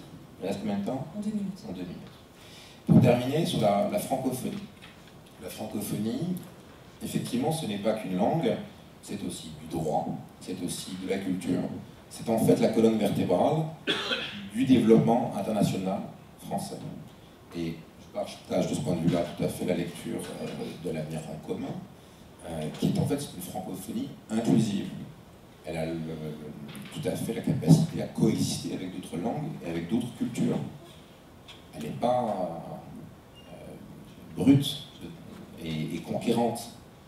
Elle est inclusive, désireuse d'épouser, ouverte au mélange et au développement.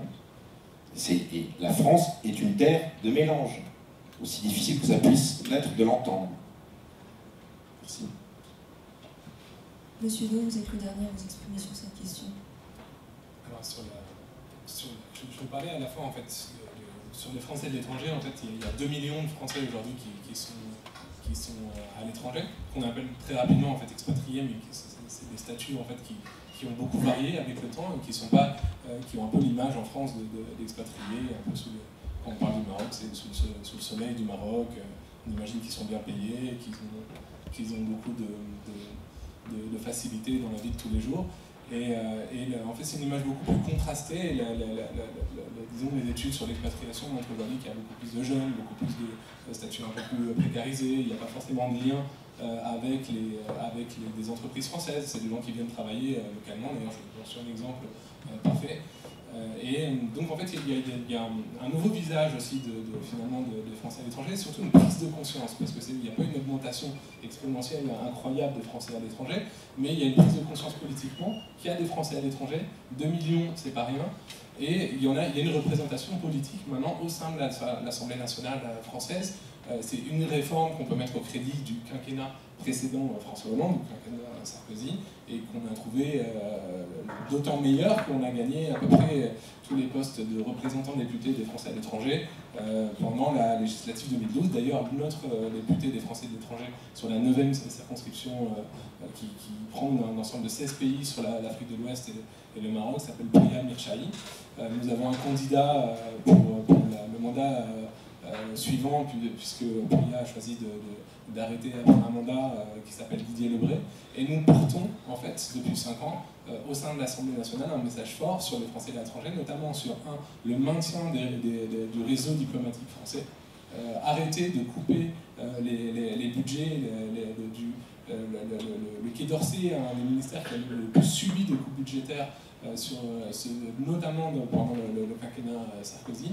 Et donc arrêter de couper les budgets, maintenir les représentations, s'assurer de traiter aussi les gens avec dignité dans les affaires consulaires. Il y a des remontées de problèmes, que ce soit par exemple sur la circonscription, que ce soit au Sénégal, des gens qui sont à plus de 700 km de tout consul.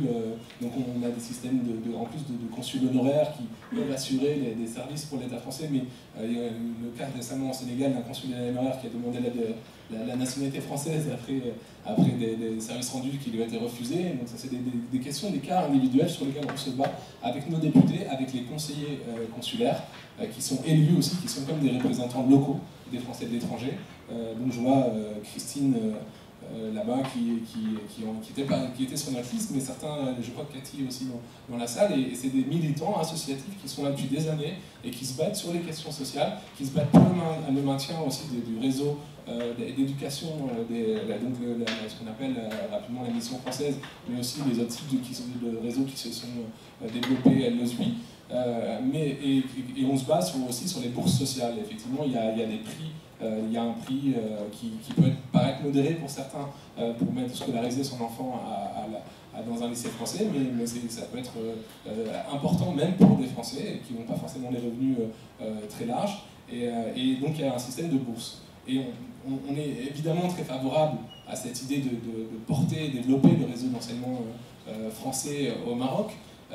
Mais aussi, il faut bien admettre qu'on ne peut pas défendre non plus en France une éducation pour tous jusqu'à 16 ans, gratuite, obligatoire, légale, avec un système égalitaire qui met tous les élèves français sur un même pied d'égalité, et au fond favoriser aussi, outre mesure, un système au Maroc qui aboutit à ce que, vous le savez très bien, les lycées français sont reconnus pour leur excellence, mais pour les Marocains aussi, ils sont extrêmement onéreux.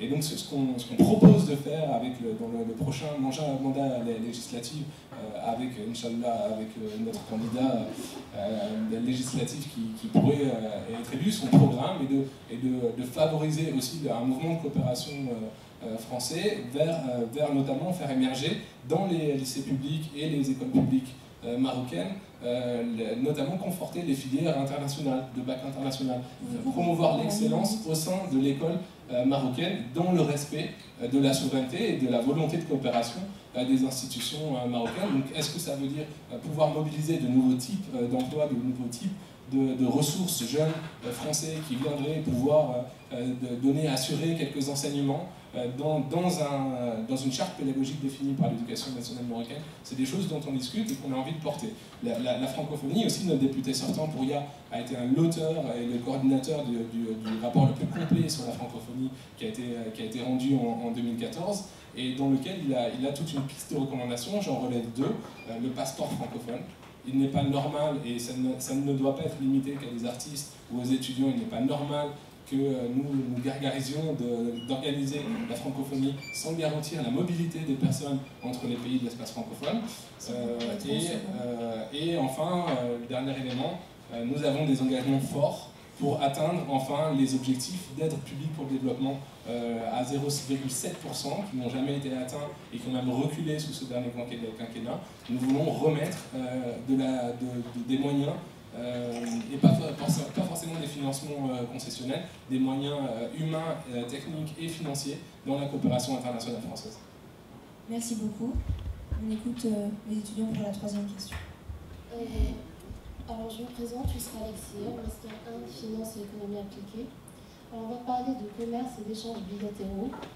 Depuis l'année 2000, la part de marché de la France au Maroc est en constant recul pour atteindre 12,4% en 2015 selon les chiffres du Trésor français. Toujours selon ce dernier, en 2006 et 2015, les exportations de la France vers le Maroc ont progressé en moyenne de 1,7% par an, mais moins vite que les importations du Royaume, qui étaient, elles, de 6,4% par an, mais moins vite.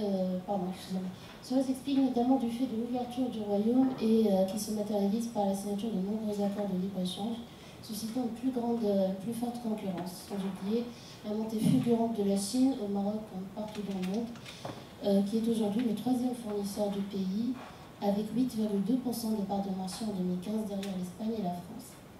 Notons ici que les exportations marocaines restent majoritairement orientées vers le marché européen, ce qui fait dépendre leur dynamisme de celui d'une économie en nette croissance. À cet égard, la destination Europe a reculé de plus de 9 points en 10 ans, signe d'une recherche de diversification des liens commerciaux. Alors, au milieu de cette conjoncture économique, quelle est la place qu'occuperait la France dans le tournant que vit le Royaume du Maroc et comment envisagez-vous dans le futur les relations bilatérales en matière de commerce entre les deux pays? Merci. Monsieur Smith, vous avez 5 minutes. Merci, je vais faire de mon mieux, sachant que je suis complètement incompétent sur la question des relations France-Maroc et en particulier des relations économiques France-Maroc. Je ne travaille pas du tout là-dessus. Mais je voudrais replacer ça dans un contexte plus global qui permettra de parler du programme du candidat à la France insoumise.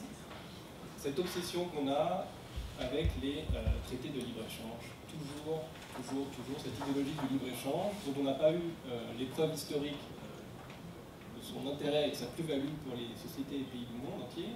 On nous régulièrement remet la tête dans la bassine des accords de libre-échange qu'il faut absolument signer, qu'il est urgent de signer. Mais qui les demande? Qui demande cette urgence de signer ces accords de libre-échange? C'est les citoyens qui en décident démocratiquement, ou est-ce des entreprises intéressées, quelques multinationales qui, elles, ont intérêt à ces accords de libre-échange? Donc déjà, d'une part, prudence, dès qu'on nous amène un papier en police 10 qu'il faut signer dans la demi-heure parce que c'est urgent absolument de faire ces négociations, prenons le temps de la décision démocratique, du débat démocratique sur les gagnants et les perdants, les avantages et les inconvénients de ces traités de libre-échange. Parce que moi, ce que je constate, ce que les économistes experts dans la question constatent, c'est quoi? C'est que ces accords de libre-échange, c'est toujours le moins 10 ans qui gagne. C'est toujours la compétition vers le bas. C'est toujours celui qui aura les conditions sociales les pires qui va l'emporter, parce que ce sera plus compétitif à l'échelle internationale. C'est aussi donner un pouvoir exorbitant aux lobbies privés, permettre aux tribunaux d'arbitrage de trancher des différends commerciaux entre un État et une entreprise. Donc en fait, c'est laisser les multinationales décider de notre avenir dans plein de domaines. Donc, le candidat Jean-Luc Mélenchon propose de ne pas signer, le TAFTA a refusé de signer. Le CETA, donc l'accord de libre-échange avec le Canada, a été signé. France Insoumise pense que ce n'est pas une bonne idée. Donc, sur la question du libre-échange, là, vous avez une position très claire du candidat sur cette question. Donc, pour le Maroc, ce serait pareil. L'Union européenne, dans ses relations avec les pays du sud de la Méditerranée, ne doit pas imposer le libre-échange, forcément, comme la Boxa dans ses relations entre États. Plus largement, sur la question du modèle économique qu'on souhaite pour nos sociétés, et là, ça me permet de répondre à camarade macroniste à ma gauche, c'est que la réforme fiscale est la clé du tout. Et ça, beaucoup d'experts ont travaillé sur la question. Il y a eu le logiciel Piketty à l'époque où on pouvait simuler une réforme fiscale. Il y a le logiciel de la France, l'avenir en commun, qui propose aussi, vous allez sur le site web, vous pouvez faire des simulations de combien vous payerez si le candidat Jean-Luc Mélenchon l'emporte pour votre imposition. Et 14 tranches au lieu des 5 actuelles, pour que l'impôt soit vraiment progressif. Et tout de suite, évidemment, on essaie de faire pleurer dans les chaumières en disant voilà, c'est confiscatoire, 90%, c'est scandaleux, mais il faut rappeler que dans l'histoire des 50 dernières années, on a connu des taux à 90% pour le 1% supérieur de la tranche d'imposition. C'était l'Amérique, les États-Unis d'Amérique au sortir de la Seconde Guerre mondiale, entre 1945 et le milieu des années 50, on a des taux d'imposition extrêmement élevés. Et personne a crié au scandale. On avait des impôts sur les sociétés extrêmement élevés aussi à l'époque. Et de nos jours, on a une telle idéologie que toute réforme fiscale qui propose d'imposer assez massivement les déciles supérieurs, les tranches supérieures, passe pour de la confiscation. Non, ça passe pour de la redistribution des richesses à l'échelle de la société. Vous avez une minute. Et pour un dernier point qui est important dans le programme, c'est justement arrêter l'explosion des inégalités salariales en proposant de limiter à 20 fois le SMIC le salaire maximal dans une entreprise. Or, Jean-Luc Mélenchon l'a dit, mais un personnage qui n'est pas forcément l'ami de Jean-Luc Mélenchon, le PDG d'Auchan, a lui aussi dit « ça me paraît tout à fait normal, il n'y a pas de raison dans une entreprise, quelqu'un gagne plus de 20 fois le salaire minimum dans cette entreprise. Aucun individu n'est irremplaçable, il n'est pas justifié de payer quelqu'un plus de 20 fois le SMIC. » Et donc, si vous regardez les réformes fiscales proposées par Jean-Luc Mélenchon, vous verrez que tous les Français qui gagnent moins de 4 000 € net par mois vont gagner à cette réforme fiscale. Donc on nous fait pleurer sur le sort de ceux qui vont perdre un peu, effectivement, mais qui sont les 1 ou les 2 ou les 3% qui sont déjà en haut de la pyramide des revenus, donc dont Jean-Luc Mélenchon, très bien, mais il accepte de payer l'impôt, c'est un citoyen, et on revient à la question de l'impôt. Les États-Unis imposent bien leurs citoyens en dehors de leur territoire national, y compris pour les revenus de sources étrangères. Donc le patriotisme fiscal, c'est quoi? Justement, c'est aussi de payer ses impôts, même quand on est hors de France. En échange, on a des services fournis par l'État français. Comme Apple. Comme Apple qui ne l'est plus. Donc, il y a un moment, il faut, voilà, la priorité, c'est la lutte contre l'évasion fiscale. C'est 80 milliards d'euros qui s'évaporent chaque année. C'est ça les vrais enjeux économiques. C'est pas uniquement les accords de libre-échange avec lesquels on nous seringue au quotidien. Merci beaucoup. Monsieur Philippe. La question économique, si vous voulez, est exactement la même chose, et je vais revenir toujours à la même chose. Vous remarquerez que je n'ai pas prononcé ni le nom du député de ma circonscription, ni le nom de la personne de mon parti. On n'en a rien à faire. Ce qui compte pour nous, c'est le peuple d'un côté et de l'autre, Afrique et ici. Parce qu'on ne s'en sortira pas. Le peuple français ne s'en sortira pas si le peuple africain ne s'en sort pas. Vous remarquerez que je n'ai pas parlé du tout de mon parti.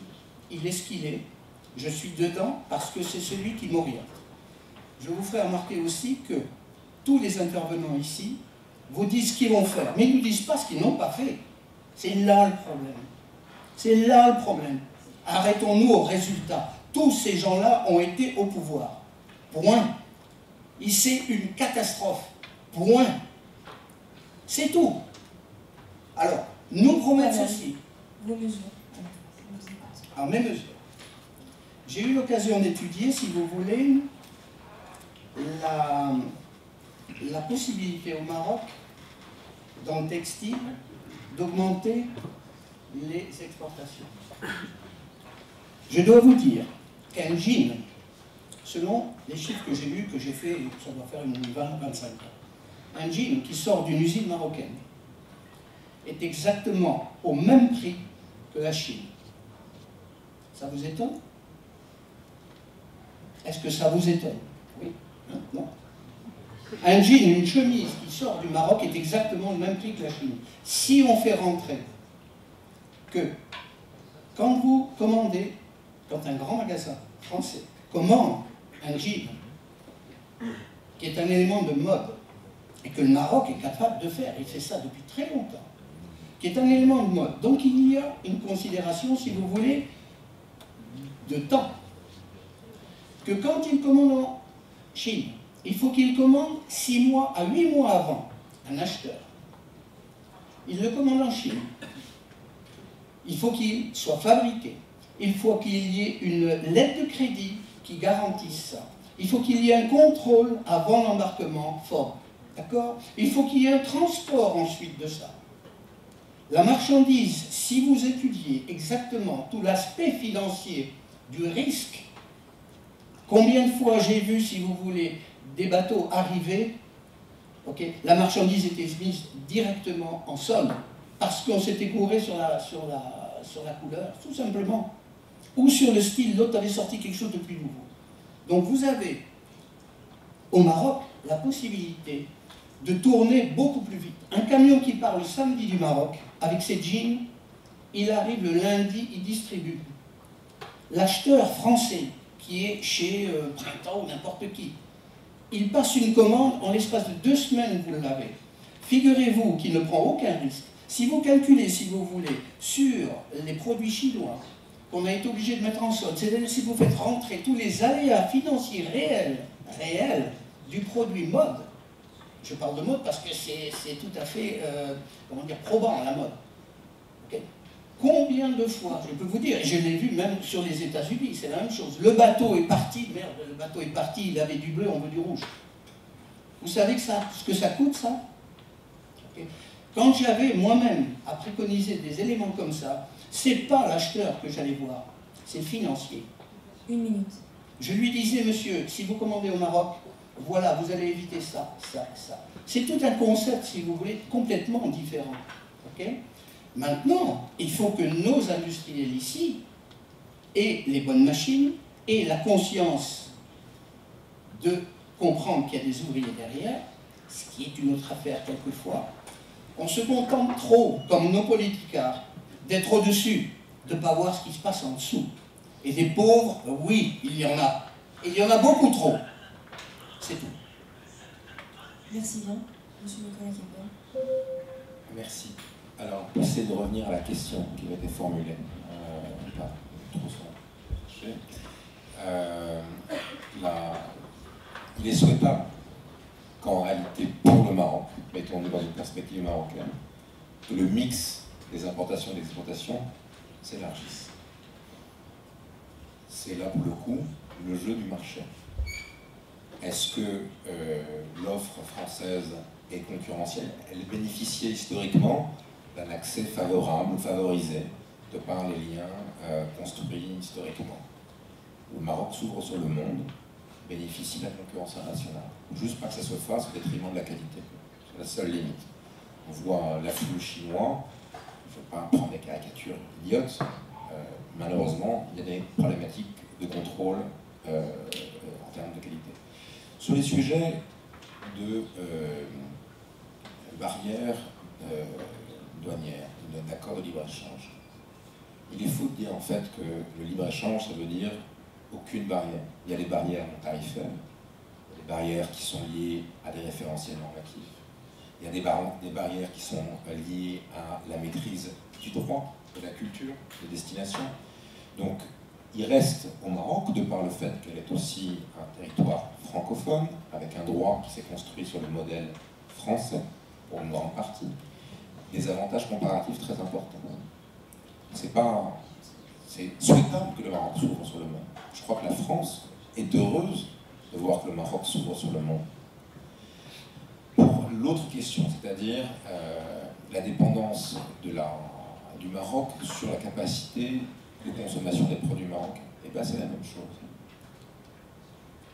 Le Maroc a la capacité aujourd'hui d'exporter plus largement en dehors de ses territoires traditionnels comme que soit la France, ses produits. Et ceci avec des approches où il remonte davantage dans la valeur ajoutée, dans l'intégration de la chaîne de valeur. Historiquement, la France a absorbé des produits agricoles, des produits en fait assez faciles, et finalement a bénéficié de ces produits à bas coût pour ensuite les transformer en France et les revendre à l'extérieur. L'idée, c'est que le Maroc gagne en autonomie et arrivera plus directement au marché finaux, marché de consommateurs de destination. C'est souhaitable. Souhaitable. Ça participe de la croissance du pays. Donc, est-ce qu'il s'agit de pleurer sur le fait que le poids des échanges économiques entre les deux pays diminue? Non. C'est là, encore une fois, si l'offre française est séduisante, intelligente, construite notamment avec le financement concessionnel, avec des approches qui sont plus englobantes, on saura trouver notre place ici. La France saura trouver sa place au Maroc. À défaut de quoi, elle sera alignée du jeu naturellement, par opposition, alors que ce soit les Chinois, bon, encore une fois, sous les réserves que j'ai formulées. À partir du moment où les règles sont claires, pardon. Il n'y a pas que les Chinois. Très bien. Les Chinois, pour les produits de grande consommation, c'est quand même beaucoup les Chinois. On parlait des sujets d'infrastructure, etc., qui là, effectivement, ne sont pas réservés aux Chinois. Prenons le sujet le plus immédiat, qui sont les sujets de grande consommation, et là, c'est les Chinois qui sont quand même vraiment dedans. Voilà. Donc tout ça pour dire que non, il n'y a pas de... Il ne faut pas s'en inquiéter. Au contraire, c'est plutôt un signe de bonne santé du Maroc. Et On s'en inquiète pas, en fait, c'est bénéfique pour l'économie marocaine, mais est-ce que ça l'est tout autant pour l'économie française? Mais en même temps, à un moment donné, on est tiré. Soit on accepte de jouer avec les règles du jeu, soit on considère qu'on est dans un territoire acquis, post-colonial, et auquel cas on va placer ces produits de manière forcée Et c'est pas du tout l'esprit. Dans un co-développement, on est meilleur, on gagne sur place et on va gagner ailleurs, à l'export, en essayant de produire, de coproduire. L'un des sujets, la coproduction, pour aller exporter ensemble dans des pays de destination définitive. Merci beaucoup. On essaie en termes de timing, donc essayez d'aller droit au but. Droit au but, je vais peut-être commencer aussi par deux petites questions. Est-ce que vous connaissez, sur l'année 2016, quel était le solde commercial entre la France et le Maroc? Et quels étaient les produits réciproques les plus échangés du Maroc vers la France et de la France vers le Maroc? Alors, de manière étonnante, en fait, en réalité, le premier produit, alors déjà, le solde était déficitaire au désavantage de la France. Le Maroc exportait plus vers la France qu'il n'importait. Et le premier produit qu'il vendait, c'était des autos, à la France. Et le premier produit que la France vendait au Maroc, c'était du blé.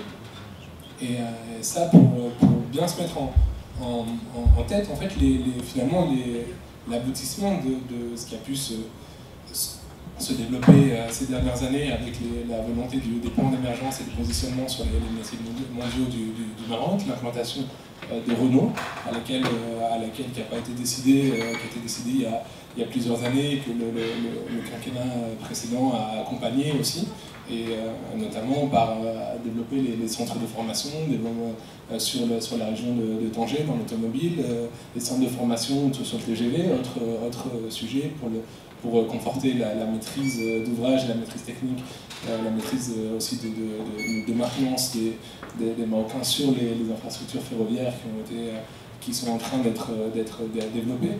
Et tout ça pour dire qu'au fond, on est dans une situation où le Maroc, effectivement, s'industrialise, monte en valeur sur ses exportations, s'est ouvert à différents partenaires et les parts de marché françaises ont naturellement reculé, mais il faut voir aussi le nombre, finalement, d'investissements français qui reste très important, et d'implantation et d'entrepreneurs français qui travaillent depuis le Maroc et qui travaillent à destination des marchés marocains et des marchés voisins. Donc on ne peut pas regarder juste en fait la balance commerciale effectivement et la densité des liens entre les deux populations et fait qu'au fond il y a qu'on ne peut pas solder en fait une relation économique telle que la relation entre la France et le Maroc uniquement avec une approche de balance commerciale. Alors après, d'un point de vue quasiment philosophique ou politique, on défend, nous, l'idée, non pas d'un libre-échange et pas d'une obsession de libre-échange, bien que dans certains cas, est bien organisé et intelligemment construit entre les différentes zones, avec une analyse aussi de ce que gagne le pays concrètement. Le Maroc est en train de revenir aussi un peu à analyser un petit peu son libre-échange avec la Turquie notamment, qui a été très dur pour son secteur textile, avec les États-Unis où il n'a pas gagné grand-chose, avec l'Union européenne où il négocie en position de faiblesse un petit peu et il n'a toujours pas accès pour ses produits agricoles au marché européen. Donc il a assez peu construit en fait vraiment une méthodologie, une évaluation systématique. Il est en train de le faire, des gains et des coûts économiques. Donc il faut faire un échange intelligent, un juste échange qui soit raisonné pour les partenaires. Maintenant, nous, ce qu'on a envie ce qu'on dit dans le juste échange, c'est qu'il faut effectivement aussi, et là pour le coup j'ai un point d'accord avec mon voisin de gauche, c'est la première fois de la soirée, mais il faut réintégrer aussi les coûts de transport et finalement ce qu'on prélève au fond sur à la fois sur l'énergie, le coût de l'énergie, le coût de la nature, la façon dont les productions sont produites, les coûts sociaux. Il faut non pas regarder seulement le prix du produit, mais aussi au fond la façon dont les travailleurs qui ont produit ce produit ont concrètement travaillé, et c'est là où les barrières effectivement autres que tarifaires sont intéressantes. Il faut inventer et perpétuer, parce que c'est déjà un peu dans l'espace des nouvelles générations des accords de libre-échange, mais c'est pas du tout assez concluant, notamment le Parti socialiste, vous rappelez, contre l'accord de libre-échange avec les États-Unis également, est très sceptique sur l'accord canadien, parce qu'on n'a pas assez mis de réflexion sur, au fond, quel est le coût réel, et le coût environnemental et le coût social de ces accords. On pense par exemple notamment qu'on ne peut pas faire décemment être le pays qui a accueilli la COP21 et ne pas intégrer les coûts environnementaux dans la question des accords de libre-échange et des échanges de produits. C'est absurde écologiquement d'importer certains produits de pays lointains parce qu'ils sont faits à moindre coût et alors qu'au fond, à la fois les populations qui peuvent les produire n'en tirent pas grand-chose et à la fois on fait des coûts de transport et de déperdition énergétique extrêmement importants. Donc il faut réintégrer tout ça et la question clé d'avenir, c'est le juste échange. Vous voyez que je suis socialiste. Merci beaucoup. Quatrième question. Bonsoir à tous, Elbouz Daily Marwan, première année Master FA. Dans une Europe en crise, le scepticisme autour de l'avenir du vieux continent laisse présager une possible sortie de l'euro. Pensez-vous que cette solution soit économiquement viable? Dans le cas contraire, comment renforcer cette unification monétaire? Merci encore 5 minutes, essayez d'être succinct. Merci. Merci. Effectivement, une question très importante. L'Union européenne et ses politiques d'austérité depuis trop longtemps, justifiées au nom de cette défense de la stabilité dans la zone euro, le candidat de la France En Marche propose de changer aussi là de logiciel et de montrer les muscles. C'est là peut-être qu'on aura la différence avec le candidat François Smith. On aura le... Je dois préciser que je suis justement un ancien harmoniste rallié au programme de la France Insoumise. Justement parce que le programme m'a paru meilleur et le vote stratégique pour Mélenchon beaucoup plus efficace pour avoir la gauche au second tour. Je laisserai notre harmoniste répondre. Mais ce que je voulais dire par là sur la différence qu'on a au niveau de l'Europe, c'est que Benoît Hamon dit bon, on va essayer de négocier avec nos partenaires européens, on va faire un gouvernement, un parlement économique de la zone euro. Bon, il propose, c'est un peu bisounours dans les relations avec les partenaires. Jean-Luc Mélenchon propose de montrer les muscles en disant la France, c'est pas la Grèce, la France a une importance économique que n'avait pas la Grèce, et la France peut provoquer un changement de position de ses partenaires en montrant les muscles et en disant on a un plan A et on a un plan B. Le plan A, c'est on renégocie les traités européens pour qu'on ne soit pas uniquement à faire des politiques austéritaires, qu'on ne soit pas obsédé par la lutte contre l'inflation et qu'on fasse une politique de relance au niveau de l'Union européenne. Donc on sort du dogmatisme de l'euro-fort, etc.